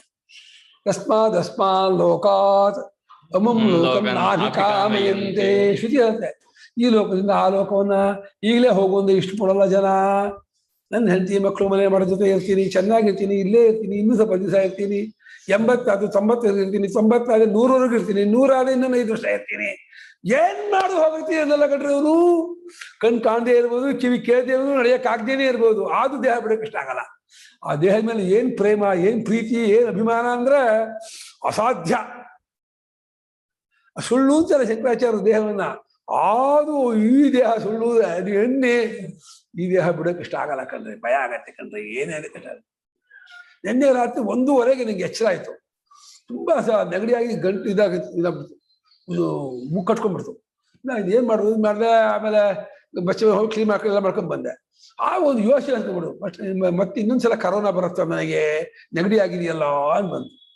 ಆಮೇಲೆ ನಾನೇ ಪ್ರಶ್ನೆ ಹಾಕೊಂಡೆ, ಏನ್ ಮಾಡ್ತೀಯ ಕರೋನಾ ಬಂದ್ರೆ, ಏನ್ ಮಾಡಕ್ಕಾಗತ್ತೆ, ಅನುಭವಿಸ್ಬೇಕು. ಇವಾಗ ಹಿಂದ್ ಕರೋನಾ ಬಂದಾಗ ಏನ್ ಮಾಡ್ದೆ, ಅನುಭವಿಸಿದೆ ಅಷ್ಟೇ.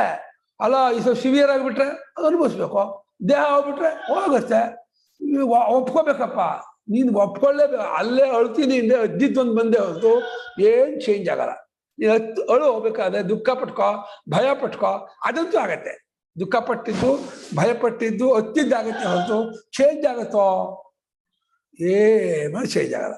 ಗೊತ್ತಿದ್ರು ಆ ಟೈಮಿಗೆ ಅಯ್ಯೋ ಮತ್ ಬಂದ್ಬಿಟ್ರಪ್ಪ ಇನ್ನೊಂದ್ಸಲ ಏನೋ ಕೆಟ್ಟ ಇದು ಅನಾದಿ ಕಾಲದ ವಾಸನೆ ಇದೆಯಲ್ಲ, ದೇಹ ಅಭಿಮಾನ ವಾಸನೆ ಭಾರಿ ಬಿಗಿಯೋದು, ಬಿಡಲ್ಲ. ಏನ್ ಮಾಡೋದು, ಯಾವರೆಲ್ಲ 85 ಇದ್ದಾರೆ, ನಾನಾಗಿ 62ಕ್ಕೆ ಸಾಯ್ಬೇಕು, ಇನ್ನೂ ಸ್ವಲ್ಪ ಇರ್ತೀನಿ ಪಾಯ ಅಂತ ಅಯ್ಯೋ ಇದ್ದೆ. ಅವ್ರು 80 90 ಇದ್ದಾರೆ, ನಾನು ಯಾಕೆ ಸಾಯ್ಬೇಕು? ಯಾರನ್ನೋ ಕಂಪೇರ್ ಮಾಡ್ಕೊಂತಾರೆ, ಎಂತ ಕೆಟ್ಟ ಬುದ್ಧಿ ಇದೆ, ನಿನ್ನ ಹಣೆ ಬರ, ನಿನ್ ಕರ್ಮ ಎಷ್ಟ ಅಷ್ಟ ಅದ. ನಾನು ಇರ್ಬೇಕಪ್ಪ, ಇದೇನ್ ಮಾಡ್ತೀವಿ ಅಂತ ಕೇಳಿ ಏನು ಗೊತ್ತಿಲ್ಲ. ಊಟ ಮಾಡ್ತೀನಿ, ತಿಂಡಿತೀನಿ, ಪಾಠ ಹೇಳೋದು, ಇಷ್ಟೇ ತಾನೆ, ಇನ್ನೇನು ಮಾಡೋಕ್ಕೆ ಸಾಲ ಇದ್ದು. ಇದು ಯಾವ ಪುಣ್ಯ ಪುರುಷಾರ್ಥವೂ ಇಲ್ಲ, ಇಲ್ಲಿ ಏನು ಮಾಡ್ಬೇಕಾಗಿಲ್ಲ. ಏನ್ ಮಾಡ್ತಿದೀವಿ ನಾವೆಲ್ಲರೂ ದಿನ ತಿನ್ನೋದು ಕುಡಿಯೋದು ಮಲಗೋದು ಮಾಡ್ತಾ ಇದೀವಿ ಹೊರತು ಇನ್ನೇನು ಮಾಡ್ತಿಲ್ಲ. ತಿನ್ನೋದಕ್ಕೋಸ್ಕರ ಇರ್ಬೇಕು, ಮಧ್ಯಾಹ್ನ ಊಟ ಮಾಡಕ್ ಇರ್ಬೇಕು, ಮಧ್ಯಾಹ್ನ ಊಟ ಮಾಡಿದ್ಮೇಲೆ ರಾತ್ರಿ ಊಟ ಮಾಡಕ್ ಇರ್ಬೇಕು, ರಾತ್ರಿ ಊಟ ಮಾಡಿದ್ಮೇಲೆ ನಾಳೆ ಬೆಳಗ್ಗೆ ತಿಂಡಿ ತಿನ್ನಕ್ ಇರ್ಬೇಕು, ಅಷ್ಟಕ್ಕೆ ಇರ್ಬೇಕು. ತಿಂಡಿ ತಿನ್ನಕ್ಕಿರು, ಊಟ ಮಾಡಕ್ಕಿರು, ಮತ್ತೆ ರಾತ್ರಿ ಊಟ ಅಯ್ಯೋ ಬದುಕಿಗೆ ತಿನ್ನಕ್ ಬದುಕ್ಬೇಕು ಅಂತಿದೆಯಲ್ಲೋ, ಇದೇನಕ್ಕೆ ಬದುಕಿಯೋ? ಏನು ಪುಣ್ಯ ಎಲ್ಲ ಪುರುಷಾರ್ಥ ಇಲ್ಲ ಜೀವ. ಸುಮ್ಮನೆ ಯೋಚನೆ ಮಾಡೆ, ಎಲ್ಲ ಬ್ಲ್ಯಾಂಕ್ ಅಪ್ಪ. ನಾಳೆನೂ ಏನು ಇಲ್ಲ, ನಾಡಿದ್ದು ಏನು ಇಲ್ಲ, ಯಾವತ್ತೂ ಏನೂ ಇಲ್ಲ. ನಾನು ಹೋದ ಸತ್ಯ ಅಳೋರಿಲ್ಲ, ಬೇಜಾರು ಪಕ್ಕೊಳ್ಳೋದು ಏನೂ ಇಲ್ಲ. ಏನೋ ಒದ್ದಾಡ್ತೀಯ? ಅಯ್ಯೋ ನಮ್ಮ ತಂದೆ ಅಲ್ಲೋ, ನೀನ್ ಸತ್ಯ ವೈದ್ಯವ್ಯ ಅಂದ್ರೆ ಯಾರಿಗೂ ಬರಲ್ವಲ್ಲೋ ತಂದೆ. ಅಯ್ಯೋ ಯಾರಿಗೆ ವೈದ್ಯವ್ಯ ಬರೆಸ್ಬೇಕು ನಾನು? ವೈದ್ಯ ಅದೇ ಒಳ್ಳೇದಲ್ವಾ ಅಂತಂದೆ. ಅಯ್ಯೋ ಅಲ್ಲ ಕಣೋ, ವೈದ್ಯವ್ಯ ಒಂದು ಸತ್ಯ ಅಳೋರು ಇರ್ಬೇಕು ಕಣೋ ಅಂದ್ರು. ಬೇಡ, ನಾನು ಸತ್ಯ ನಂಗೆ ಹತ್ತಿದ್ದು ಯಾರು ಗೊತ್ತಾಗತ್ತೆ ಅಂತಂದೆ. ನನಗೆ ನಾನು ಸತ್ತಿದ್ದ ಹತ್ತವ್ರು ಗೊತ್ತಾಗಲ್ಲಪ್ಪ. ಏನ ಕಲ್ಪನೆ, ನಾನ್ ಸತ್ತಿದ್ದನ್ನು ಅಳಿಯೋರು ಇರ್ಬೇಕಂತೆ, ನಾನ್ ಸತ್ತ ಯಾರ? ಅಯ್ಯೋ ಭ್ರಾಂತೆ, ಏನ್ ಮೋಹ ಅಂತೀನಿ ಮನುಷ್ಯನಿಗೆ. ಅಥವಾ ಸಹಸಜ್ಜೋನಿ ಜನ್ಮಸು ಅಸ್ಯ ಸಂಸಾರಸ್ಯ ಕಾರಣಂ ಗುಣಸಂಗಃ ಇತಿ ಸಂಸಾರ ಪದಂ ಮಧ್ಯಾಹಾರ್ಯಂ. ಅಥವಾ ಸತಸದ್ಯೋನಿರಣ್ಮಸು ಅಸ್ಯ ಸಂಸಾರಸ್ಯ ಕಾರಣಂ ಗುಣಸಂಗಃ ಇತಿ ಸಂಸಾರ ಪದಂ ಅಧ್ಯಾಹಾರ್ಯಂ. ಹಾಗೆ ಮಾಡಿ, ಸತ್ತು ಅಸತ್ತು ಎಂಬ ಯೋನಿ ಜನ್ಮಗಳಲ್ಲಿ ಇವನಿಗೆ ಸಂಸಾರಕ್ಕೆ ಕಾರಣ ಗುಣಸಂಗ. ಗುಣಸಂಗವೇ ಸಂಸಾರಕ್ಕೆ ಕಾರಣ ಅಂತ ಹೇಳಿ ಸಂಸಾರ ಅನ್ನೋ ಪದವನ್ನು ಅಧ್ಯಾಹ ಮಾಡ್ಕೊಂಡ್ಬಿಡಿ. ಆ ರೀತಿ ಅರ್ಥ ಮಾಡ್ಕೊಳ್ಳಿ ಎಂದು. ಮೊದಲನೇ ಅರ್ಥ ಜನ್ಮಕ್ಕೆ ಕಾರಣ ಅಂದ್ರು ಗುಣಸಂಗ, ಈಗ ಸಂಸಾರಕ್ಕೆ ಕಾರಣ ಅಂತ ಅರ್ಥ ಮಾಡ್ತಿದ್ದಾರೆ. ಎರಡೂ ಒಂದೇ. ಜನ್ಮ ಕಾರಣ ಆದ್ಮೇಲೆ ಸಂಸಾರ ಕಾರಣ ಆಗುತ್ತೆ, ಸಂಸಾರ ಕಾರಣ ಆದ್ಮೇಲೆ ಜನ್ಮ ಆಗಿರ್ಲೇಬೇಕು. ಸಹಸಜ್ಜೋನಿಯಃ ದೇವಾದಿಯೋನಯಃ. ಸದ್ಯೋನಯಃ ದೇವಾದಿಯೋನಯಃ. ಸದ್ಯೋನಿಗಳು ಅಂದ್ರೆ ದೇವಾದಿ, ದೇವತೆಗಳು, ಪಿತೃಗಳು, ಯಕ್ಷರು, ಗಂಧರ್ವರು, ಕಿನ್ನರು, ಸಾಧ್ಯರು, ಇದೆಲ್ಲ ದೇವತೆಗಳು. ಅಂತರ್ಧಾನ ಶಕ್ತಿ ಉಳ್ಳವರು, ಅಣಿಮಾದಿ ಶಕ್ತಿ ಉಳ್ಳವರು, ಏನೋ ವಿಶೇಷವಾದ ಶಕ್ತಿ ಉಳ್ಳವರು. ಅಸದ್ಯೋನಿಯಃ ಪಶ್ವಾದಿಯೋನಯಃ. ಅಸದ್ಯೋನಿ ಪಶು, ಹಸು, ಎಮ್ಮೆ, ಆಡು, ಕುರಿ, ಕುದುರೆ, ಕಟ್ಟೆ, ಹಂದಿ, ನಾಯಿ, ಹೇಳ, ಕಾಗೆ, ಗೂಬೆ, ಅಲ್ವಾ, ಕ್ರಿಮಿಕೀಟ ಮುಂದೆ ಹೋಗ್ಬಿಟ್ಟೆ. ಚತುಷ್ಪ ಪ್ರಾಣಿ ಹೇಳ, ಹುಲಿ, ಕರಡಿ, ಸಿಂಹ, ಆನೆ, ಒಂಟೆ, ನಾಯಿ ಆಯ್ತಲ್ಲ ಗ್ರಾಮ್ಯ. ಜಿಂಕೆ, ಇಷ್ಟ ಜಿಂಕೆ ಜನ್ಮ ಇಷ್ಟ. ಅಯ್ಯೋ ಜಿಂಕೆ ಅಂದ್ರೆ ಎಲ್ಲ ಚಿರತೆ ತಿನ್ನತ್ತೆ, ಹುಲಿ ತಿನ್ನತ್ತೆ, ಜಿಂಕೆ ಹುಟ್ಟಬಾರ್ದು, ಎಲ್ಲ ತಿನ್ನತ್ತೆ. ಯಾರ್ದು ತಿನ್ನಿಸ್ಕೋದಿರೋ ಜನ್ಮ ಮೇಲೆ ಹಾರ್ತಾ ಇರೋ ಹಕ್ಕಿ ಅದಾಗ್ಬಿಟ್ರೆ ಯಾರಿಗೂ ತಿನ್ಸಕ್ಕಾಗಲ್ಲ. ಅದನ್ನು ಹೊಟ್ಟಿಸ್ಕೊಂಡ್ ಬರ್ತಾರೆ, ಟಕ್ ಚಾಟ್ರ ಮೇಲೆ ಹೊಡಿತಾರೆ, ಸಾಯಿಸ್ಬಿಡ್ತಾರೆ. ಅಯ್ಯಯ್ಯೋ ಅದೆಲ್ಲ ಕೂತ್ಕೊಂಡಿರುತ್ತಲ್ಲ, ಹಿಂದ್ಗಡೆಯಿಂದ ಪಟ್ಟನ್ನು ಹೊಡೆದು ಸಾಯಿಸ್ಬಿಡ್ತಾರೆ. ಒಟ್ಟಿನಲ್ಲಿ ಸಾಯಿಸೋರು ಇದ್ದೇ ಇರ್ತಾರೆ. ಮೃತ್ಯು ಪ್ರಪಂಚದಲ್ಲಿ ಎಲ್ಲಾ ಕೂತ್ಕೊಂಡ್ಬಿಟ್ಟಿದ್ದಾನೆ. ಸರ್ವೇಷು ವಾ ಏಷು ಲೋಕೇಶು ಮೃತ್ಯವೋನ್ಮಾಯತಾಃ. ಶ್ರುತಿ ಹೇಳ್ತಾ ಇದೆ, ಈ ಎಲ್ಲಾ ಜಾಗಗಳಲ್ಲೂ ಮೃತ್ಯು ಕೂತ್ಕೊಂಡ್ಬಿಟ್ಟಿದ್ದಾನೆ. ಎಲ್ಲವೂ ಮೃತ್ಯುವಿನ ಜಾಗ. ಮೃತ್ಯು ಎಲ್ಲಾ ಜಾಗ ಕೂತ್ಕೊಂಡ್ಬಿಟ್ಟು ಎಲ್ಲಿಂದ ಯಾರನ್ನು ಹೊಡಿಲಿ ಕಾಯ್ತೋ ಇದಾನಂತೆ ಅವನು. ಮೃತ್ಯುಪಾಶ. ಸಾಮರ್ಥ್ಯ ಸಹಸದ್ಯೋನಿಯಃ. ಸಾಮರ್ಥ್ಯಾತ್ ಸಹಸದ್ಯೋನಯಃ. ಯೋನಿಯೋಪಿ ಅವಿರುದ್ಧಾಃ ದ್ರಷ್ಟವ್ಯಾಃ. ಮನುಷ್ಯಯೋನಯೋಪಿ ಅವಿರುದ್ಧಾಃ ದ್ರಷ್ಟವ್ಯಾಃ. ಸಮರ್ಥ ಅರ್ಥದ ವರ್ಧಿತ ಬರೋದು ಸಾಮರ್ಥ್ಯ. ಅಂದ್ರೆ ಸದ್ಯೋನಿಯಿಂದ ದೇವತೆಗಳು ಇದ್ರು, ಅಸದ್ಯೋನಿಯಿಂದ ಪಶ್ವಾದಿ ಇದ್ರು, ಸಹಸದ್ಯೋನಿ ಅಂದ್ರೆ ಮನುಷ್ಯ ಜನ್ಮ. ಅದು ಅರ್ಥಬದ್ಧದಿಂದ ಬರೋದು.